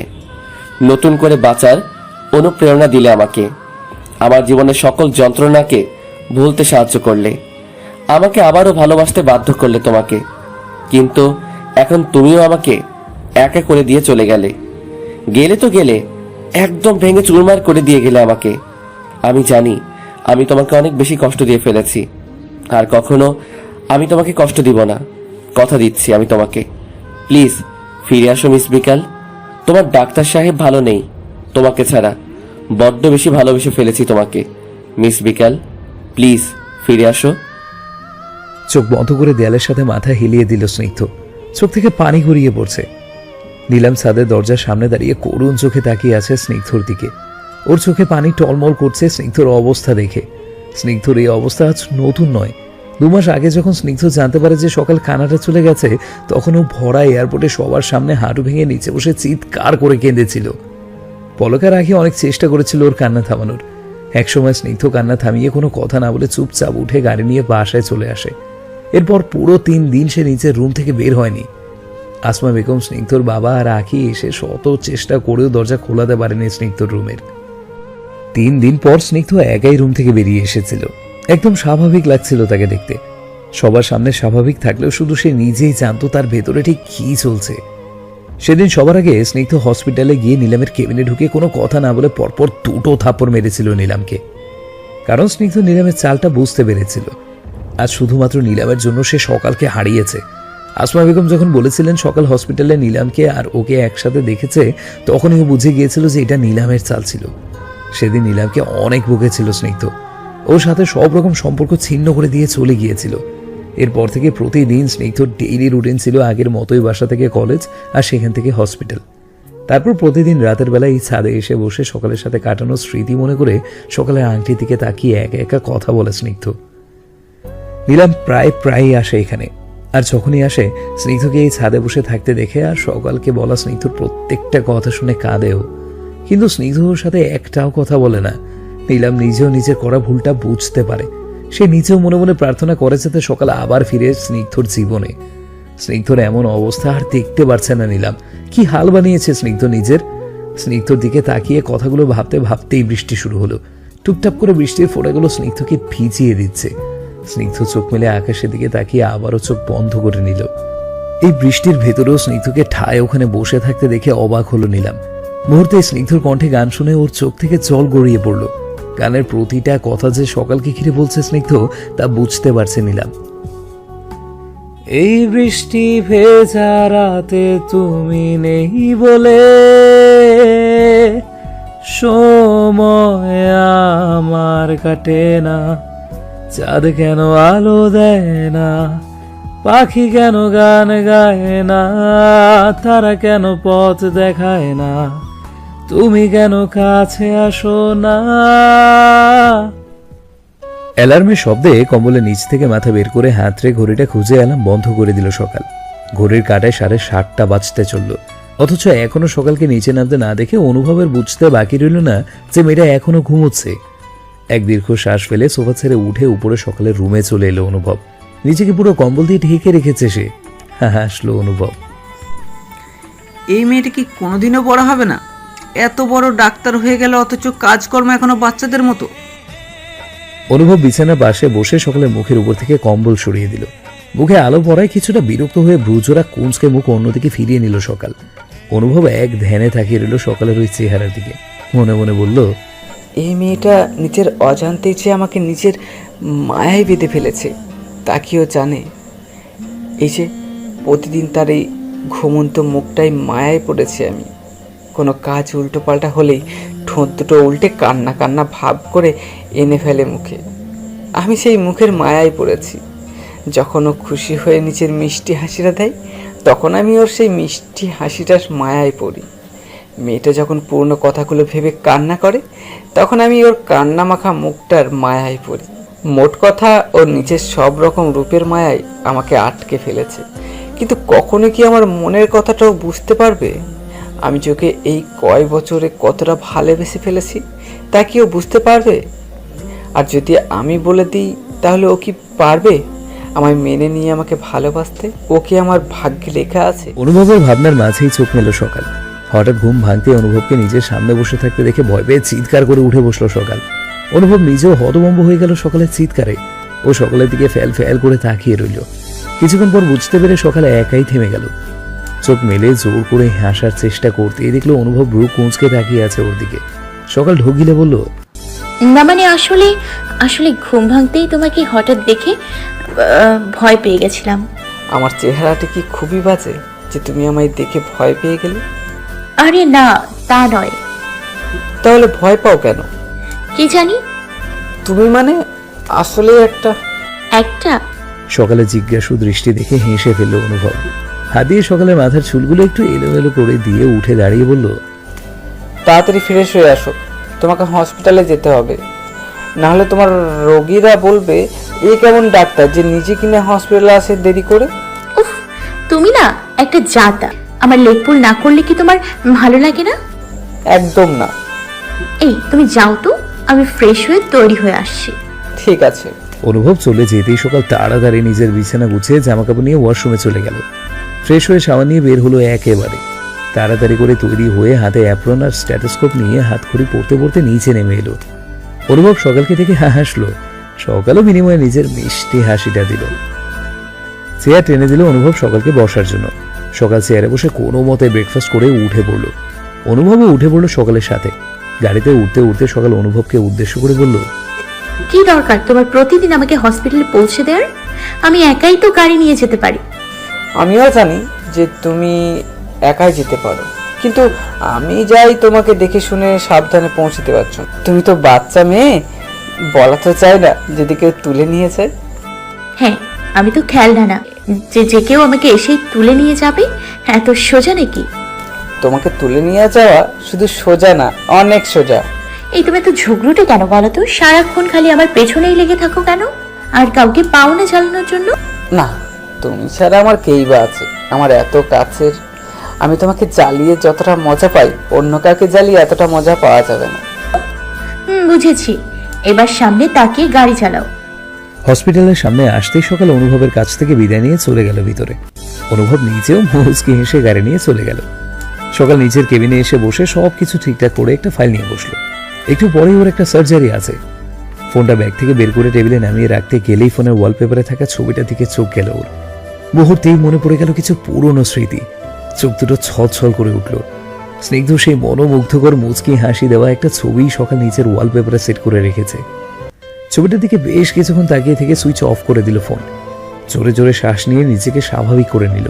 পুরনো কথা ভেবে সার্জারিতে কোনো গন্ডগোল করতে চায় না ও। তাছাড়া মাঝে অনেকগুলো বছর কেটে গিয়েছে। এখন নিশ্চয়ই নিলামকে নিয়ে সুখে আছে স্নিগ্ধ। আচ্ছা, ওদের কি কোনো বেবি হয়েছে? ভাবছে সকাল। ওর ভাবনায় ছেদ ঘুরিয়ে কেবিনে একজন নার্স ঢুকলো। সকাল ফাইলটা হাতে নিয়ে বেরিয়ে গেল সার্জারির জন্য। সার্জারি শেষ করে ফ্রেশ হয়ে নিজের কেবিনে অনুভবকে বসে থাকতে দেখে অনেক অবাক হলো সকাল। এই তো 3.5 ঘন্টা আগেই দিয়ে গেল ওকে হসপিটালে, তাহলে এখন আবার কেন এসেছে অনুভব? সকাল অনুভবের সামনে এসে চেয়ারে বসলো। তুমি হঠাৎ এখানে? আজকে বাংলাদেশে যেতে হবে আমাদের। বাংলাদেশ? কিন্তু কেন? চাচিমণি ভীষণ অসুস্থ। কি কি হয়েছে আমার? হার্ট অ্যাটাক করেছে। আমি টিকিট বুক করে ফেলেছি, এখন তোমাকে নিতে এসেছি। ঘন্টাখানেক পরেই আমাদের ফ্লাইট। অনুভব বুঝতে পারলো সকালের মনের অবস্থাটা। ও সকালের কাছে এসে সকালের গালে হাত রেখে বলল, চিন্তা করো না, সব ঠিক হয়ে যাবে। চাচিমণির কিচ্ছু হবে না, উনি সুস্থ হয়ে যাবেন। চলো এখন। সকাল অনুভবের সাথে বাসায় ফিরে গেল। প্যাকিং শেষ করে সোজা এয়ারপোর্ট চলে গেল। এয়ারপোর্টে এসে অনুভবের বাবা অর্থাৎ সকালের চাচ্চুর সাথে দেখা হয়ে গেল ওদের। উনি ওদের সাথে বাংলাদেশে যাবেন। দেরি না করে ভেতরে চলে গেলেন ওনারা। গাড়ি চলছে আপন গতিতে। গাড়ির কাজ নামিয়ে বাইরের পরিবেশ দেখছে সকাল। আজ কত বছর পর দেশে ফিরে এলো। সব কিছুই অন্যরকম লাগছে। দেখে মনে হচ্ছে এখানকার অনেক কিছুই বদলে গেছে। তার নিজের জীবনটাই তো বদলে গেছে। সেখানে এসব বদলানো তো কিছুই না। বাসার সামনে গাড়ি থামতে অনুভব গাড়ি থেকে নেমে সকালের জন্য ডোর খুলে দিল। সকাল হালকা হেসে নেমে গেল। বাসার সামনে এসে বেল চাপার 2-3 মিনিটের মাথায় এক কাজের লোক এসে বাসার দরজা খুলে দিল। সকালকে দেখে চিনতে সময় লাগলো না তার। উনি একগাল হেসে সরে গেলেন দরজার সামনে থেকে। সকাল ভেতরে ঢুকতে ঢুকতে চারিপাশটা একবার দেখে নিল। আম্মা, ভাইয়া, ভাবি ওরা সবাই এখন কোথায়? আন্টি, নয়ন কোথায়? আচ্ছা, আমি আম্মার রুমে যাচ্ছি, তুমি এখানে দাঁড়াও। চাচু আর অনুভব বাইরে আছে, চলে আসবে এক্ষুনি। সকাল মুচকি হেসে উপরে রেহেনা বেগমের রুমে চলে এলো। রুমের দরজা খোলা রয়েছে। ভেতরে পলক আর আঁখিকে দেখা যাচ্ছে। রেহেনা বেগম শুয়ে আছে বিছানায়। সকাল চোখ দুটো ছলছল করে উঠলো এতদিন পরে সবাইকে সামনাসামনি দেখে। ও রুমের ভিতরে ঢুকে আস্তে করে মাম্মা বলে ডেকে উঠতেই সবাই ওর দিকে তাকালো। সকালকে দেখে পলকের চোখে পানি এসে গেল। আঁখি অবাক হয়ে তাকিয়ে আছে সকালের দিকে। এইটাই কি সেই সকাল? এতটা পরিবর্তন হয়েছে ওর। লম্বা চুলগুলো কেটে কাঁধ পর্যন্ত করে ফেলেছে। কালো চুলগুলোকে কালার করে ব্রাউন কালার করে ফেলেছে।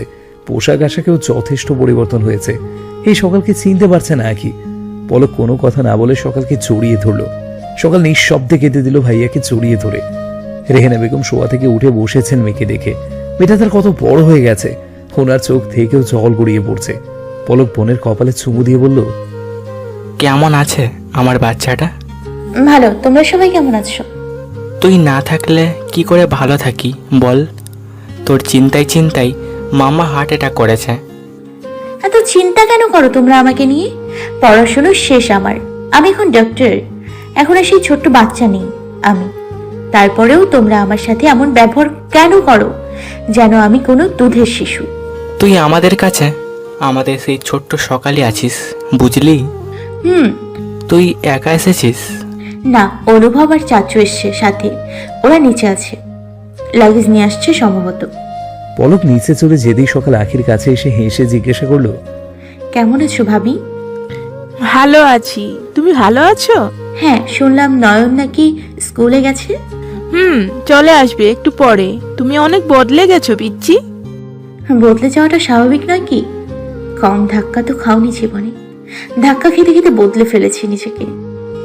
আম্মা, এখন কেমন আছো? রেহেনা বেগমের পাশে বসতে বসে জিজ্ঞাসা করলো সকাল।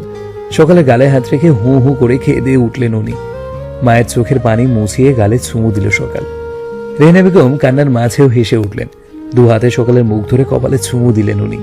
নিজের রুমের বেলকনিতে দাঁড়িয়ে আশেপাশে সবকিছু ভালোভাবে পর্যবেক্ষণ করেও সকালে আলাদা কিচ্ছু পেল না। এখানকার সব জিনিসই আগের মতোই আছে। রুমে এসে টেবিল থেকে ফোনটা হাতে নিতে গেলে চোখ পড়লো ফুলদানির দিকে। এত বছর পরেও আজও ফুলদানি স্নিগ্ধর দেওয়া অর্কিড ফুলগুলো দেখে পুরনো ক্ষতগুলো নাড়া দিয়ে উঠলো ওর মনে। ফুলগুলো অবশ্য আর ফুল নেই, শুকিয়ে পচে গেছে বললেই চলে। সেগুলোর দিকে তাকিয়ে সকাল বলল, পুরনো ফুল শুকিয়ে একসময় পচে যায়, কিন্তু পুরনো অনুভূতিগুলো কেন পচে যায় না? চোখ বন্ধ করে দুটো বড় বড় শ্বাস ফেলে ফোন হাতে নিয়ে সকাল নিচে নেমে গেল। অনুভবকে সোফায় বসতে থাকতে দেখে বলল, অনুভব চলো বাইরে থেকে ঘুরে আসি, বাসায় ভালো লাগছে না। আখি অনুভবের দিকে তাকিয়ে সকালের দিকে তাকালো, বলল, অনুভব তোমার বড় না বয়সে? হ্যাঁ, কিন্তু ওকে আমার নাম ধরে ডাকতেই ভালো লাগে, কারণ ও শুধু আমার কাজিন নয়, আমার বেস্ট ফ্রেন্ড। কানাডায় থাকতে ও সবসময় আমাকে সাপোর্ট করেছে। প্রত্যেকটা মুহূর্তে যখনই হোঁচট খেয়েছি ও আমাকে সামলেছে। যাকে সবচেয়ে বেশি প্রয়োজন ছিল আমার, সে তো ওই সময় আমার হাত ছেড়ে দিয়েছিল, কিন্তু অনুভব কখনো আমার হাত ছাড়েনি। একটা বাচ্চার মতো করে আগলে রেখেছে আমাকে। আখি বুঝলো এই কথার মাঝে সকাল স্নিগ্ধকে খোঁচা মেরে বোঝালো যে প্রয়োজনের সময় স্নিগ্ধ ওর হাত ছেড়ে দিয়েছিল। আখি আর কিচ্ছু বলতে পারলো না, মাথা নিচু করে এক দীর্ঘশ্বাস ফেলল। অনুভব সোফা ছেড়ে উঠে দাঁড়িয়ে বলল, আমার প্রশংসা শেষ হয়ে থাকলে এবার বাইরে যাওয়া যাক। হ্যাঁ অবশ্যই, চলো চলো, তাড়াতাড়ি চলো। একটা ড্রেস নিয়ে আয়নায় তাকিয়ে নিজেকে দেখছে সকাল। এটা তার পছন্দ হয়েছে। ড্রেসটা প্যাক করে দিতে বলে দাঁড়িয়ে রইল। দোকানে বাইরে দাঁড়িয়ে ফোনে কথা বলছে অনুভব। এমন সময় একটা পরিচিত কণ্ঠস্বর শুনে সকাল চমকে উঠল। পেছনে তাকাতেই চোখ দুটো স্থির হয়ে গেল। কতগুলো বছর পর তার ডাক্তার সাহেবকে দেখছে সকাল। চোখ দুটো জলে ভরে উঠল ওর। স্নিগ্ধর পাশে তাকিয়ে নীলামকে দেখে অবাক হয়ে গেল। নীলামের পেটে অনেকটাই উঁচু হয়ে আছে, স্পষ্ট বোঝা যাচ্ছে যে ওর প্রেগনেন্সির হয়তো 6 কি 7 মাস চলছে। এটা দেখে ওর চোখের পানি গাল গড়িয়ে পড়ল। তাড়াতাড়ি উল্টো দিকে ফিরে চোখ মুছে নিল। দোকানদার টাকা চাইতেই সকাল পাশ চেক করে দেখলো ও টাকা নিয়ে আসেনি। সকাল নিজের উপরে প্রচুর বিরক্ত হলো। দোকানদারের দিকে তাকিয়ে জোর করে একটু হাসার চেষ্টা করে পিছন ঘুরতেই স্নিগ্ধর সাথে চোখাচোখি হয়ে গেল। স্নিগ্ধ যেন ওখানেই থমকে গেল সকালকে দেখে। সকাল একটা ঢুক গিলে নিজেকে স্বাভাবিক করে নিয়ে অনুভবকে ডাকতেই ফোন কানে করে দোকানের ভেতরে ঢুকলো অনুভব। চোখের ইশারে কি হয়েছে জিজ্ঞাসা করতেই সকাল ওর মানিব্যাগ চাইল। অনুভব কোনো কথা না বলে মানিব্যাগ বের করে ধরিয়ে দিল সকালের হাতে। সেখান থেকে টাকা নিয়ে দোকানদারকে দিয়ে জামা নিয়ে স্নিগ্ধর পাশ কাটিয়ে চলে আসতে গেলে নীলামের বাধা পেয়ে দাঁড়িয়ে যায় সকাল। স্নিগ্ধ এখনো অপলক দৃষ্টিতে তাকিয়ে আছে সকালের দিকে। তুমি দেশে কবে ফিরলে সকাল? সরি, বাট আমি আপনাকে চিনতে পারিনি, আর তার জন্য আমি দুঃখিত। আমি অচেনা কারোর সাথে কথা বলি না। চলো অনুভব। অনুভবের হাত ধরে দোকান থেকে বেরিয়ে গেল সকাল। নীলাম কিছুটা অপমানিত বোধ করলো। স্নিগ্ধ অবাক হয়ে তাকিয়ে রইল সকালের চলে যাওয়ার দিকে। এর থেকেও বেশি অবাক হলো সকালকে একটা ছেলের হাত ধরে থাকতে দেখে। ওর মনে একটা প্রশ্নই ঘুরপাক খাচ্ছে। সকাল দেশে কবে ফিরলো, আর ওর সাথে ছেলেটাই বা কে? দোকান থেকে বেরিয়ে কিছু দূরে এসে সকাল জোরে জোরে নিঃশ্বাস নিতে লাগলো।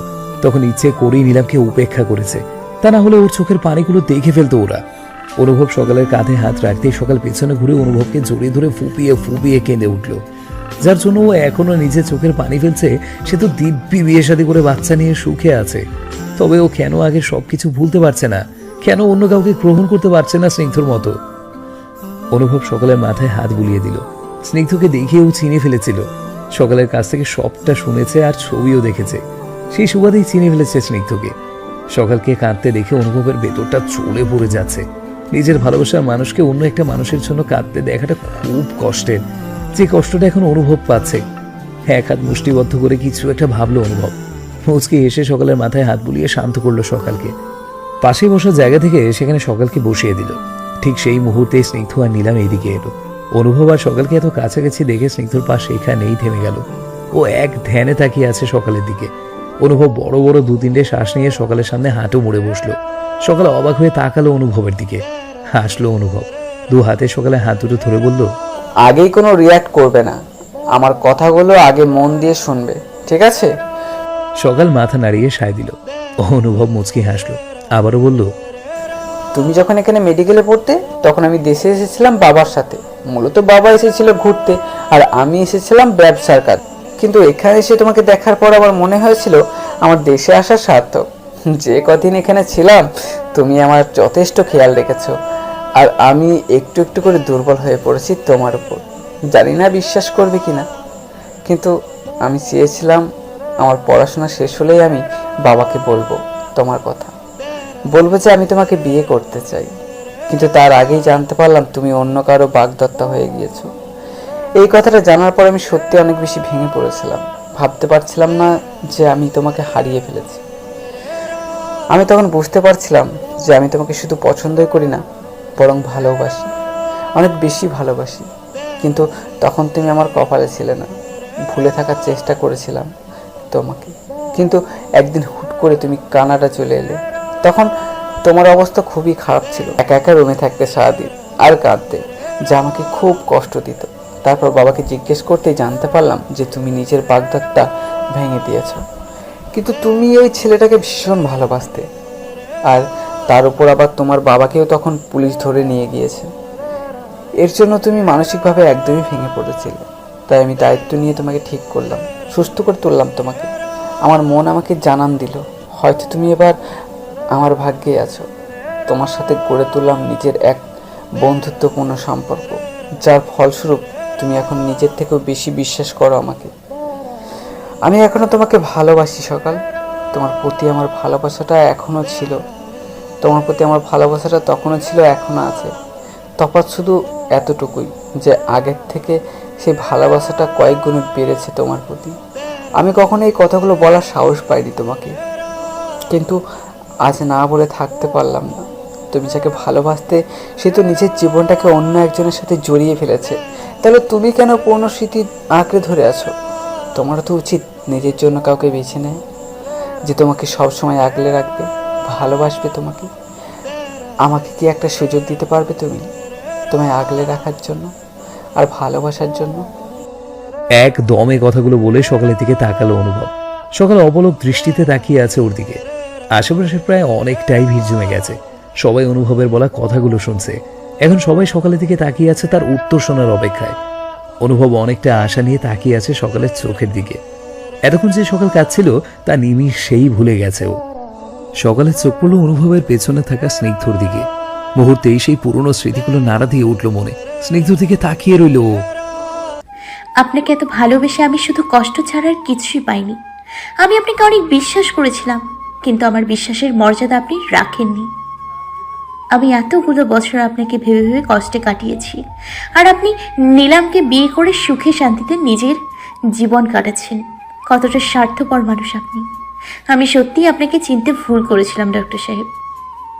আপনি যখন নিজের জীবন অন্য কারোর সাথে সাজাতে পেরেছেন, তখন আমি আর বসে থাকবো না। আমিও নিজের জীবন সাজাবো অনুভবের সাথে।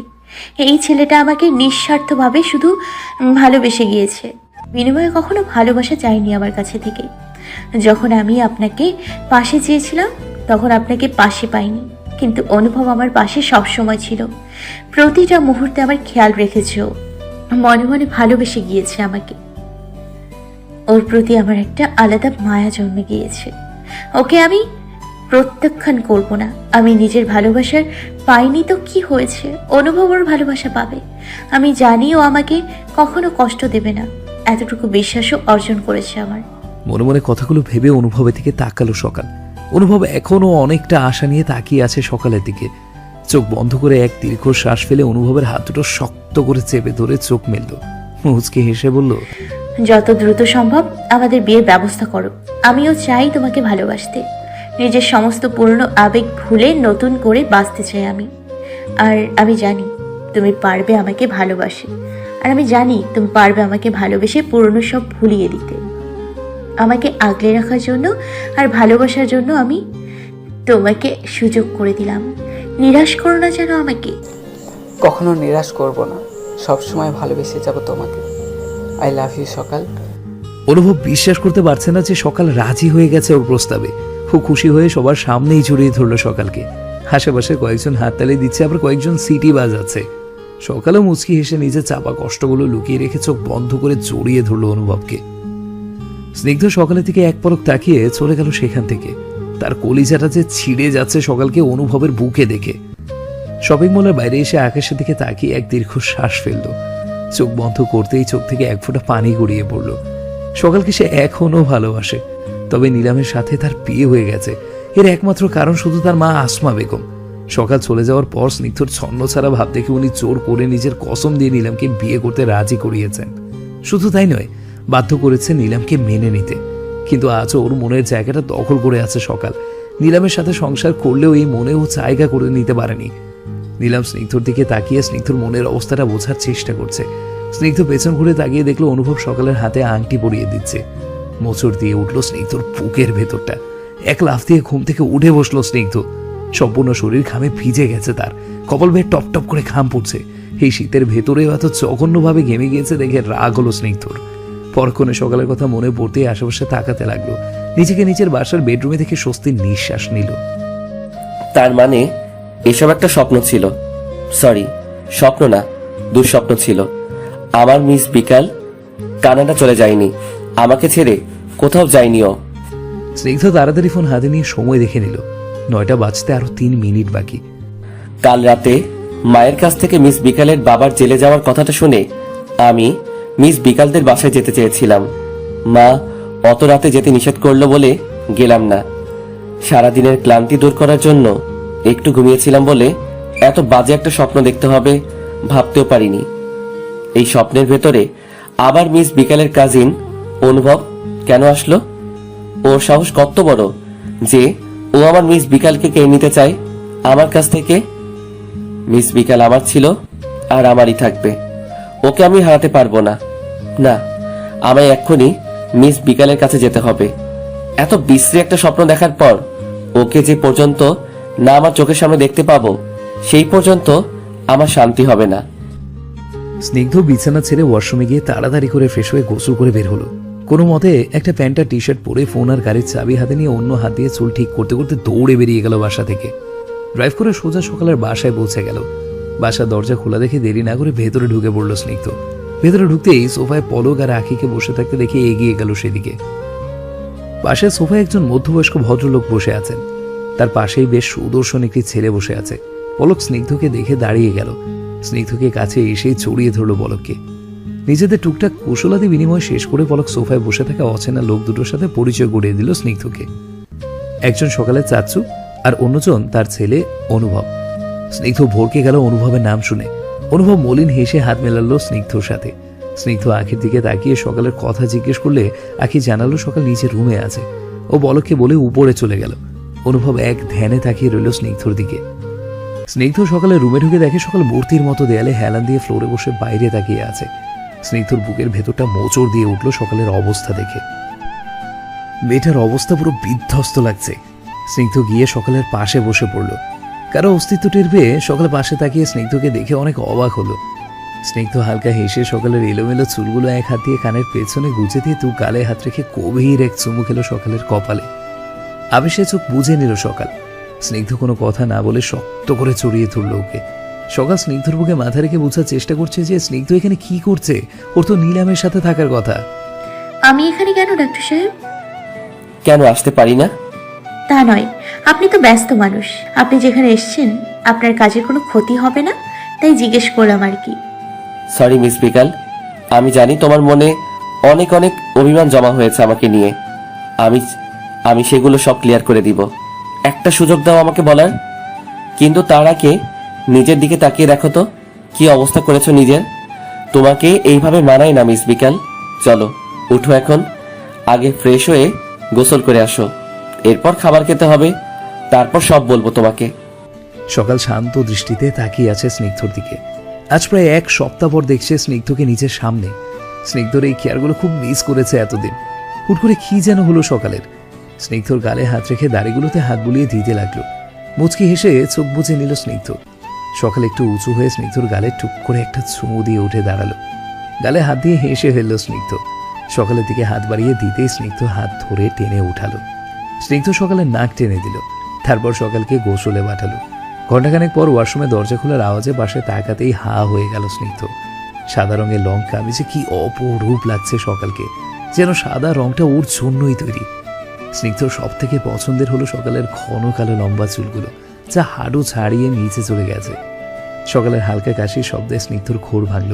ও বিছানা ছেড়ে উঠে এসে সকালকে ধরে নিয়ে ড্রেসিং টেবিলের সামনে বসিয়ে দিল। সকাল কোনো কথা না বলে চুপচাপ তাকিয়ে রইল আয়নার দিকে। সেখানে স্নিগ্ধকে দেখা যাচ্ছে। সকালের হাতে থেকে তাওয়াল নিয়ে সুন্দর করে চুলগুলো মুছে দিতে লাগলো স্নিগ্ধ। চুল মুছে দিয়ে তাওয়াল ব্যালকনিতে মেলে রেখে এসে সকালকে নিয়ে সোফায় বসলো। সামনে টেবিলেই খাবার সাজানো রয়েছে। খেয়ে নাও তাড়াতাড়ি, তুমি গতকাল থেকে কিছুই খাওনি। তুমি অসুস্থ হয়ে পড়বে তো এমন ভাবে চললে। এখন কোনো কথা না বলে খেয়ে নাও।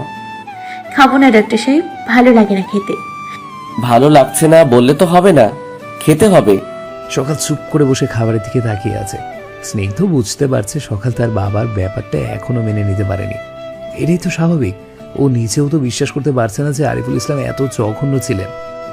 এক দীর্ঘ শ্বাস ফেলে প্লেটে ভাত নিয়ে তার ভেতরে তরকারি নিয়ে মাখিয়ে এক লোকমা সকালের মুখের সামনে তুলল। সকাল চোখ তুলে খাবারের দিকে তাকিয়ে অবাক হয়ে স্নিগ্ধর দিকে তাকালো। স্নিগ্ধর মুখের মুচকি হাসিটা দেখে এক মুহূর্তের জন্য সব কিছু ভুলে গেল সকাল। আমি খাইয়ে দিচ্ছি, এবার লক্ষ্মী মেয়ের মতো খেয়ে নাও তো। কিন্তু বেশি খাবো না। আচ্ছা ঠিক আছে। সকাল খেতে খেতে স্নিগ্ধ থেকে তাকিয়ে প্রশ্ন করলো, আপনি খেয়েছেন? আপনিও খান, তা না হলে কিন্তু আমি খাবো না। ব্ল্যাকমেইল করছো? যা ভাবেন আপনি। হাসলো স্নিগ্ধ। সকালকে খাইয়ে দেওয়ার মাঝে মাঝে নিজেও খেয়ে নিল। খাওয়া শেষ হতেই হাত ধুয়ে সকালকে নিয়ে ছাদে চলে আসলো। দোলনায় পাশাপাশি বসলো দুজন। স্নিগ্ধ এক হাতে সকালকে নিজের বুকের মাঝে জড়িয়ে ধরে অন্য হাতে সকালের হাত ধরল। আমি জানি তুমি অনেক অভিমান করেছো, সেটাই স্বাভাবিক। কিন্তু আমার কথাগুলো শোনার পর তোমার যদি মনে হয় আমাকে শাস্তি দেওয়া উচিত, তবে তুমি আমাকে যে কোনো শাস্তি দিতে পারো। আমি মাথা পেতে নিব, ঠিক আছে? নীলাম সম্পর্কে আমার কাজিন হয়। আমি বরাবরই পড়াশোনায় একটু বেশি মনোযোগী ছিলাম, যার কারণে কখনো মেয়েদের সাথে আমার ঠিক বনিবনা হয়ে ওঠেনি। আখি আলাদা ছিল। আখি যখন ছোট ছিল তখন মা ওকে অনাথ আশ্রম থেকে বাড়িতে নিয়ে আসে। ও আর আমি সমবয়সী ছিলাম। ওকে নিজের আপন বোনই ভাবতাম। আমার একমাত্র বন্ধু ওই ছিল। যখন ডাক্তারি পড়ছিলাম তখন আমার নিলামের সাথে পরিচয়। ওরা এখানে থাকতো না। আমি ডাক্তারি পড়ার সময় ওরা এখানে চলে আসে, আর তখনই নিলামের সাথে আমার প্রথম দেখা হয়। প্রথম দেখা হওয়ার পরও ওর প্রতি তেমন কোনো অনুভূতি তৈরি হয়নি আমার। আমি যতটা পারতাম ওকে এড়িয়ে চলার চেষ্টা করতাম, কিন্তু ও আমার পেছন ছাড়তো না। এক প্রকার জোর করেই আমার ঘাড়ে ঝুলে পড়েছিল বলতে পারো। কিন্তু ওর চঞ্চলতা আর পাগলামিতে ও ঠিক আমার মন জয় করে নিয়েছিল। একসময় আমিও ওর প্রেমে পড়ে যাই। আমাদের রিলেশনের ব্যাপারটা পরিবারের সবাই জানতো। বিয়ের কথাবার্তা চলছিল, কিন্তু হঠাৎ একদিন খবর পাই যে অফিসে যাওয়ার সময় নাকি ওর গাড়ির অ্যাক্সিডেন্ট হয়েছে, আর গাড়িটা খাদে পড়ে গেছে। খাদটা অনেক বেশি গভীর ছিল। পুলিশ আর উদ্ধারকর্মীরা মিলেও নাকি ওর লাশটা খুঁজে পায়নি। ওদের মতামত ছিল লাশটা হয়তো খাদের গভীরে পড়েছে, তাই খুঁজে পাওয়া যাচ্ছে না। আমি পুরোপুরিভাবে ভেঙে পড়েছিলাম।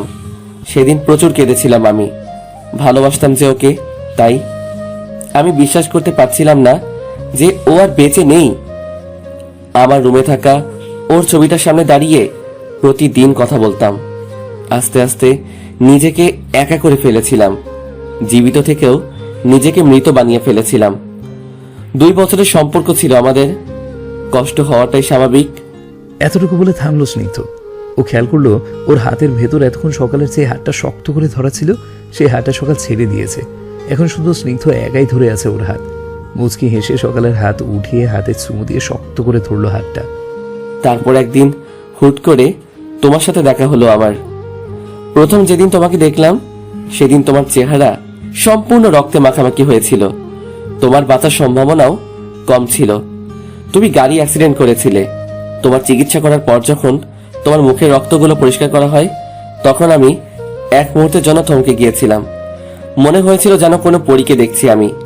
নিলামের পর এই প্রথম কোনো মেয়েকে দেখে ধাক্কা খেয়েছিলাম আমি। তোমার নজর দেখে আমি বুঝে গিয়েছিলাম তুমি আমাকে পছন্দ করতে শুরু করেছো। হসপিটালে যে কয়দিন ছিলে তোমার দুষ্টুমি দেখে আমি নিজেও প্রচুর হাসতাম, কিন্তু তা তোমার অগোচরে। তারপর যেদিন তুমি আমাকে ইনিয়ে বিনিয়ে ভালো লাগার ব্যাপারটা জানাতে চাইছিলে, সেদিন আমি তোমাকে আটকে দেই। এর কারণ আমি ভেবেছিলাম তুমি বাচ্চা মানুষ। তাছাড়া ওই বয়সটাই এমন ছিল, আবেগের বয়স, ভালো লাগার বয়স। তাই আমি তোমাকে বোঝানোর চেষ্টা করছিলাম, কিন্তু উল্টো তুমি আমাকে ভুল বুঝলে। একটু থেমে আর একটু নিবিড়ভাবে সকালকে জড়িয়ে ধরে আবারও বলা শুরু করলো স্নিগ্ধ। 2 বছর পর আবারও তোমার সাথে দেখা হলো আমার। তখন বুঝতে পারলাম যে তুমি এখনো আমাতেই আটকে আছো। ভালো লেগেছিল ব্যাপারটা আমার। কোনো কথা না বলে, দেখা সাক্ষাৎ না করে, খোঁজ খবর না রেখেও যে কাউকে টানা 2টা বছর ধরে পছন্দ করা যায়, তা তোমাকে না দেখলে জানতাম না। তোমার পাগলামি, তোমার বাচ্চামো, তোমার দুষ্টুমি, তোমার হাসি, তোমার হাত নাড়িয়ে কথা বলার ধরন, সবকিছু আমাকে মুগ্ধ করে তুলেছে। তোমাকে দেখে আমি নতুন করে বাঁচার অনুপ্রেরণা পেয়েছি। নতুন করে তোমাকে ভালোবাসার অধিকার পেয়েছি। আমি দুর্বল হয়ে গিয়েছি তোমার প্রতি। আমি নিলামের উপর যতটুকু দুর্বল ছিলাম, তার থেকেও বেশি আমি তোমার উপর দুর্বল হয়ে পড়েছি। এতটাই দুর্বল হয়ে পড়েছি তোমার উপর যে তোমাকে হারাতেও ভীষণ ভয় হয় এখন। মনে হয় তুমি যদি আমাকে ছেড়ে চলে যাও, তাহলে তো এবার আমি আর বাঁচবই না। কিন্তু সেদিন যখন হুট করে নিলামকে নিজের সামনে দেখলাম, তখন নিজের আবেগকে নিয়ন্ত্রণ করতে পারিনি আমি। একজনকে মৃত ভাবার পর তাকে হুট করে নিজের সামনে জীবিত দাঁড়িয়ে থাকতে দেখলে যে কেউ আবেগে আপ্লুত হয়ে যাবে। এতে অস্বাভাবিক কিছু নেই। আমার ক্ষেত্রেও সেটাই হয়েছে। কিন্তু আমি তোমাকেও ভুলিনি। হসপিটালে যাওয়ার পর নিলামের অবস্থা অনেক বেশি খারাপ ছিল। ওকে এত বছর ধরে ড্রাগস দেওয়ায় ওর ব্রেইনটা রেসপন্স করতে চাইছিল না। আর ওই হসপিটালে আমার থেকে বেশি অভিজ্ঞ ডাক্তার আর কেউ ছিল না। তাই আমি নিজেই বাধ্য হয়েছিলাম ওর খেয়াল রাখতে। অপারেশনের পরও ওর জ্ঞান ফিরছিল না বলে চিন্তিত ছিলাম আমি। কিন্তু এত কিছুর ভেতরেও আমি অন্যান্য ডাক্তারদের কাছ থেকে তোমার খবর ঠিকই নিয়েছি। নীলামকে আমি একসময় কথা দিয়েছিলাম যে আমি ওর সকল বিপদে আপদে ওর পাশে থাকব। আমি শুধু সেই দায়িত্বটাই পালন করছিলাম, এর বেশি আর কিছুই ওর সাথে আমার নেই এখন। আমি যখন তোমাকে কথা দিয়েছি যে এই স্নিগ্ধ এখন থেকে শুধু তোমার, তখন এই স্নিগ্ধ শুধু তোমারই থাকবে। তোমার ডাক্তার সাহেব কখনো নিজের কথার খেলাপ করে না মিস বিকাল। সকালের মুখে প্রশান্তির হাসি ফুটে উঠল। এতদিনে ওর বুকের ভেতরে থাকা পাথরটা সরে গেল স্নিগ্ধর উপর থাকা অভিমানগুলো। এবার সকাল নিজেও শক্ত করে ধরল স্নিগ্ধর হাতটা। স্নিগ্ধ হেসে চুমু খেল সকালের মাথায়, মৃদু কণ্ঠে বলল, ভালোবাসি মিস বিকাল। চট করে স্নিগ্ধর বুক থেকে সরে এসে অবাক হয়ে স্নিগ্ধর দিকে তাকালো সকাল। এইমাত্র কেউ ঠিক শুনেছে, ওকে ভালোবাসে বলেছে স্নিগ্ধ। সকালে জিজ্ঞাসু দৃষ্টি দেখে হাসলো স্নিগ্ধ। সকালের গালে দু হাত রেখে আবারও বলল, ঠিকই শুনেছ, ভালোবাসি তোমাকে, অনেক বেশি ভালোবাসি। আজকে যদি কথাটা না বলতে পারতাম তাহলে আমার বুকের ভেতরে ছটপটানি শান্ত হতো না। আমি দুঃখিত এতদিন তোমাকে এত এত কষ্ট দেওয়ার জন্য। কথা দিচ্ছি এরপর থেকে সজ্ঞানে থাকতে অন্তত কোনো কষ্ট পেতে দিব না তোমাকে। ছলছল দৃষ্টিতে তাকিয়ে আছে সকাল স্নিগ্ধর দিকে, যেন আজ সব পেয়ে গেছে ও। অবশেষে নিজের ভালোবাসার মানুষটার মুখ থেকে ভালোবাসি শুনেছে। এই সময়টা যে কতটা মধুর লাগছে তা বলার মতো নয়। অপেক্ষা জিনিসটা বড্ড কঠিন। অপেক্ষা করার মতো ধৈর্য শক্তি সবার থাকে না। যাদের থাকে তারা অবশ্যই নিজের মন মতো ফল পায়। যেমন সকাল নিজের ধৈর্য শক্তির পরীক্ষা দিয়ে স্নিগ্ধকে জিতে নিয়েছে আজ। দুটো ঢোক গিলে কোনো কথা না বলে শক্ত করে স্নিগ্ধর গলা জড়িয়ে ধরে ওর বুকে মুখ গুজে কেঁদে দিল। স্নিগ্ধ কিছু বলল না, ও জানে এই কান্না খুশির কান্না।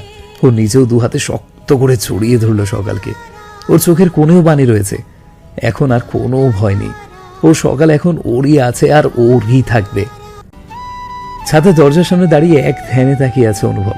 বুকের ভেতরটা হাহাকার করছে, কিন্তু কিছু করার নেই ওর।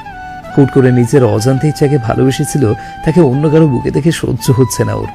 কিন্তু ও যাকে ভালোবাসে সে তো ভালোবাসে স্নিগ্ধ নামের ছেলেটিকে। বর্তমানে সে তার বুকেই আছে। অনুভবের চোখ দুটো লাল হতে লাগলো। কান্না আটকানোর ব্যর্থ চেষ্টা না করে সেখান থেকে সরে ছাদের অন্য বাসায় চলে গেল ও। যে করেই হোক ওকে ভুলতে হবে সকালকে, কারণ সকাল সে এখন অন্য কারো। নিলামের কেবিনের ভেতরে দাঁড়িয়ে আছে স্নিগ্ধ। সকালের সাথে কথা বলে সবকিছু ঠিকঠাক করে ফেলেছে প্রায় 1.5 সপ্তাহ আগে। সামনের মাসেই ওদের বিয়ে, হাতে আছে আর মাত্র কিছুদিন। এর আগে ও নিলামকে সবকিছু বুঝিয়ে বলতে চায়। ও চায় না নিলাম নিজের মনে কোনো ভুল ধারণা পুষে রাখুক। ও নিজের জীবনে অনেক আগেই মুভ অন করে ফেলেছে। এখন নিলামকেও মুভ অন করতে হবে, আর তার জন্য আজ ওর সাথে কথা বলা খুব প্রয়োজন। কখন থেকে দেখছি দাঁড়িয়ে আছো চুপচাপ, কি হয়েছে স্নিগ্ধ? আমি তোমার সাথে কিছু কথা বলতে চাই। কিছু কথা ক্লিয়ার করতে চাই। কি কথা? দেখো নিলাম, তোমার আর আমার ভিতরে যা ছিল সব অতীত। আমি নিজের বর্তমানটাকে সকালের সাথে সাজিয়ে ফেলেছি। কিছুদিন পরে আমাদের বিয়ে। আমি চাইছি না কোনো পুরনো সম্পর্কের কথা মনে রেখে তুমি এভাবেই থেমে থাকো। আমি যেমন অতীত ভেবে উড়িয়ে দিতে পেরেছি, ঠিক একইভাবে তুমি আমাদের পুরনো কথাগুলো অতীত ভেবে উড়িয়ে দাও। হ্যাঁ, তুমি আমার প্রথম ভালোবাসা ছিলে, আর তাই কখনো আমি তোমাকে ভুলতে পারবো না। আমার মনের কোণে এক সুপ্ত স্থানে কোথাও হয়তো লুকায়িত থাকবে তুমি, কিন্তু দয়া করে আমার সাথে নিজের ভবিষ্যতের স্বপ্ন দেখো না। আমি এখন সকালকে ভালোবাসি, আমার জীবনটা ওর সাথেই রাঙাতে চাই। তুমিও নতুন কাউকে নিয়ে সুখী হও। আশা করি তুমি আমাকে বুঝবে। আর যদি অবুঝই কিছু উল্টাপাল্টা করার চেষ্টা করো তাহলে মনে রাখবে, এই স্নিগ্ধ একবার কাউকে ঘৃণা করতে শুরু করলে তার কিন্তু মরা ছাড়া আর কোনো উপায় থাকবে না। নিলাম কিচ্ছু বলতে পারলো না, শুধু অশ্রুসিক্ত নয়নে তাকিয়ে রইল স্নিগ্ধর দিকে। স্নিগ্ধ এতটা কঠোর হয়ে গেছে? এটা কোন স্নিগ্ধ? এই স্নিগ্ধকে তো আমি চিনতে পারছি না। স্নিগ্ধ আর কথা না বাড়িয়ে বেরিয়ে গেল কেবিন থেকে। বাইরে এসে বড় বড় করে কয়েকটা নিঃশ্বাস নিল। ওর চোখেও পানি টল টল করছে। আজ এতটা কঠোর না হলে নিলাম থেকে কখনো নিজের পিছু ছাড়াতে পারত না স্নিগ্ধ। যতই হোক একসময় ভালোবেসেছিল নিলামকে, তাই কঠোর কথা শুনিয়ে এখন নিজেই কষ্ট পাচ্ছে। তবে স্নিগ্ধ এই ক্ষণিকের কষ্টকে প্রাধান্য দিল না। সে চলতে লাগলো সকালের সাথে নিজের ভবিষ্যৎ গড়তে। ছাদে পাটি বিছিয়ে তার উপরে বসে আছে সকাল। তোর কোলে মাথা রেখে শুয়ে শুয়ে ছোট বাচ্চাদের মতো সকালের ওড়নার আঁচলে গিট বাঁধার চেষ্টা করছে স্নিগ্ধ। তা দেখে খিল খিল করে হাসছে সকাল। ওড়নার গিট বাঁধা বাদ দিয়ে অপলক দৃষ্টিতে তাকিয়ে আছে স্নিগ্ধ সকালের হাসির দিকে। সময় আসলেই বহমান। কিভাবে কিভাবে দেখতে দেখতে বিয়ের 4 মাস পার হয়ে গেল তা বুঝতেই পারল না ওরা। স্নিগ্ধকে নিচের দিকে অপলক দৃষ্টিতে তাকিয়ে থাকতে দেখে লজ্জা পেয়ে চোখ নিচে নামিয়ে নিল। প্রতিবারের মতো এবারও সকালে লজ্জা মাখা মুখ দেখে মুগ্ধ হলো স্নিগ্ধ। আচ্ছা, আপনি আর পরশের কাবিন হয়ে গেছে? না, আগামী সপ্তাহেই কাবিন হবে। পরশের বাবা মানতে চাইছিল না, কিন্তু পরশ জোর করে রাজি করিয়েছে। বলেছে আফি প্রেগনেন্ট আর বাচ্চাটা ওর ছিল, কিন্তু দুর্ভাগ্যবশত অঘটনের শিকারে বাচ্চা নষ্ট হয়ে গেছে। ব্যাস, আর কি লাগে? এই কথা শোনার পর পরশের বাবা মা না চাইতেও রাজি হতে বাধ্য হয়েছে। বাহ, এই না হলে ছেলে। সত্যি আফি কত ভাগ্যবতী যে ও পরশের মতো এত ভালোবাসার একটা মানুষ পেয়েছে। আচ্ছা, তাহলে তুমি কি? আমি কি তোমাকে ভালোবাসি না, নাকি আমি মানুষ না? আমি সেরকম ভাবে বলতে চাইনি। তো কিরকম ভাবে বলতে চেয়েছো? উফ, ডক্টর সাহেব, কি শুরু করলেন আপনি? এখনো তো কিছুই শুরু করলাম না, করবো নাকি? স্নিগ্ধ চোখ মেরে কথাটা বলতেই লজ্জায় মাথা নিচু করে নিল সকাল। এই লোকটা আজকাল বড্ড অসভ্য হয়ে গেছে। যখন যা মুখে আসবে তাই বলে দেবে। সকালে যে লজ্জা লাগে তা কি বোঝে না স্নিগ্ধ? স্নিগ্ধ সকালে চুল নিয়ে খেলা করতে লাগলো। কিছু একটা মনে পড়তেই স্নিগ্ধ বলল, আচ্ছা অনুভব, আমাদের বিয়ের দিন এত তাড়াতাড়ি চলে গেল কেন? না মানে বিয়েটা না দেখে চলে গিয়েছিল বলে জিজ্ঞেস করলাম। ভাইয়ের কি যেন জরুরি কাজ পড়ে গিয়েছিল, তাই যেতে বাধ্য হয়েছে। ও আচ্ছা। এই বিষয়ে আর কোনো প্রশ্ন করলো না স্নিগ্ধ, কারণ ও জানে অনুভব জরুরি কাজের বাহানা দিয়েছে মাত্র। আসলে তো ও সকালকে অন্য কারো হতে দেখতে পারবে না বলে চলে গিয়েছিল। স্নিগ্ধ অনুভবের চোখে ভালোবাসা দেখেছে সকালের প্রতি, কিন্তু সেই ভালোবাসার অনুভব নিজের ভেতরেই রেখে দিয়েছে। স্নিগ্ধর খারাপ লাগছে বিষয়টা, কিন্তু কিছু করার নেই। এই মেয়েটার ভেতরে ওর জান বাস করছে এখন, কোনোভাবেই ও হারাতে চায় না সকালকে। নীলাম আপু কেমন আছে? হয়তো ভালোই আছে, আমার সাথে যোগাযোগ নেই তাই জানি না। মায়ের কাছ থেকে শুনলাম আগামী সপ্তাহে নাকি ওর মালয়েশিয়ার ফ্লাইট আছে, ও ওখানে চলে যাচ্ছে পার্মানেন্টলি। দেখা করবেন না? কি দরকার শুধু শুধু? এখনো ভালোবাসেন আপুকে? সকালের প্রশ্ন শুনে স্নিগ্ধ উঠে বসলো। 2 হাতে সকালের মুখ ধরে ওর চোখে চোখ রেখে বলল, আমি শুধু তোমাকে ভালোবাসি মিস পিকাল। আমিও আপনাকে ভালোবাসি ডাক্তার সাহেব। ঘোর লাগা চোখে তাকিয়ে রইল স্নিগ্ধ সকালের দিকে। সকাল নিজেও তাকিয়ে আছে স্নিগ্ধর চোখে চোখ রেখে। মুখটা আরো একটু উঁচু করে ধরে নিজের ওষ্ঠ দ্বারা ছুঁয়ে দিল সকালের ঠোঁট জোড়া। 2 হাতে স্নিগ্ধর পিঠ খামছে ধরল সকাল। গভীর চুম্বন পর্ব শেষ করে সরে এলো স্নিগ্ধ। সকাল চোখ বন্ধ করে জোরে জোরে শ্বাস নিচ্ছে। মুচকি হাসলো স্নিগ্ধ। সকালকে নিজের সাথে জড়িয়ে ধরে বলল, জানো, এই সন্ধ্যার সময়টার সাথে আমার একটা কানেকশন আছে। কি রকম? এমনই এক সন্ধ্যায় নীলামের সাথে আমার প্রথম দেখা হয়েছিল। এমনই এক সন্ধ্যায় ওর সাথে আমার সম্পর্ক তৈরি হয়েছিল। এমনই এক সন্ধ্যায় ওকে হারিয়ে ফেলেছিলাম আমি। আবার এমনই এক সন্ধ্যায় তুমি আসলে আমার জীবনে। এমনই এক সন্ধ্যায় তোমায় দেখে প্রথমবার আমার হৃদস্পন্দন আমার অবাধ্য হয়েছিল। এমনই এক সন্ধ্যায় তুমি প্রথম আমার বুকের মাঝে ছিলে। এমনই এক সন্ধ্যায় তুমি আমাকে প্রথম ভালোবাসি বলেছিলে। এমনই এক সন্ধ্যায় তোমায় দেখে থমকে গিয়েছিলাম আমি। এমনই এক সন্ধ্যায় প্রথমবার তোমার গালে আমি নিজের ঠোঁট ছুঁয়েছিলাম। এমনই এক সন্ধ্যায় আমার মন আমাকে জানান দিয়েছিল আমি তোমাতে আসক্ত আর তোমাকেই ভালোবাসি। আর অবশেষে এমনই এক সন্ধ্যায় আমি তোমাকে পুরোপুরিভাবে নিজের করে নিয়েছি, তোমায় বিয়ে করে। সেই সন্ধ্যাগুলো একটাও ভোলার মতো নয়। প্রত্যেকটা সন্ধ্যা আমার স্মৃতির পাতায় সোনালী স্মৃতি হিসেবে জমা হয়ে আছে। পরবর্তী সন্ধ্যাগুলোতে আমরা নিজেদের আরো অনেক স্মৃতি তৈরি করব।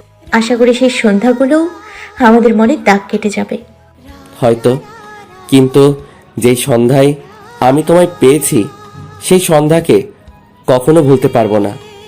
কারণ তোমায় না পেলে হয়তো আমি আজও নিঃস্ব হয়ে থাকতাম। আর আপনাকে না পেলে আমি জানতেই পারতাম না আমাকেও কেউ এতটা ভালোবাসতে পারে। আজকে আবারও তোমাকে আমার ভালোবাসার চাদরে মুড়ে নিব। সকাল লজ্জা পেয়ে মাথা নিচু করে নিজের জামা খামছে ধরল। স্নিগ্ধ মুচকি হেসে সকালকে কোলে নিয়ে ছাদের সিঁড়ি বেয়ে নিচে নামতে নামতে বলল, তুমি লজ্জা পেতে থাকো, আমি লজ্জা ভাঙতে থাকবো। তবু মনে হয় না তোমার লজ্জা যাবে, কিন্তু তোমাকে লজ্জা পেলেই বেশি মানায়। সকালের এত বেশি লজ্জা লাগলো কথাটা শুনে যে ও দু হাতে স্নিগ্ধর গলা জড়িয়ে ধরে বুকে মুখ গুজে রইল। লজ্জায় শরীর কাঁপতে লাগলো ওর। স্নিগ্ধ আরো বেশি হাসলো, বলল, আবারও এমনই কোনো এক সন্ধ্যায় তুমি, আমি আর আমাদের সাথে থাকবে একজন নতুন অতিথি। অপেক্ষায় আছি সেই সন্ধ্যার। আপনি আসলেই অসভ্য। কথাটা বলেই স্নিগ্ধর কাঁধে একটা থাপ্পড় দিয়ে আবারও ওর বুকে মুখ গুজলো সকাল। হাসতে লাগলো স্নিগ্ধ। এভাবেই হয়তো একের পর এক সন্ধ্যা কেটে যাবে ওদের দুষ্টু মিষ্টি ভালোবাসার সংসারের সাক্ষী হয়ে। বেঁচে থাকুক পৃথিবীর সকল ভালোবাসা। সমাপ্ত।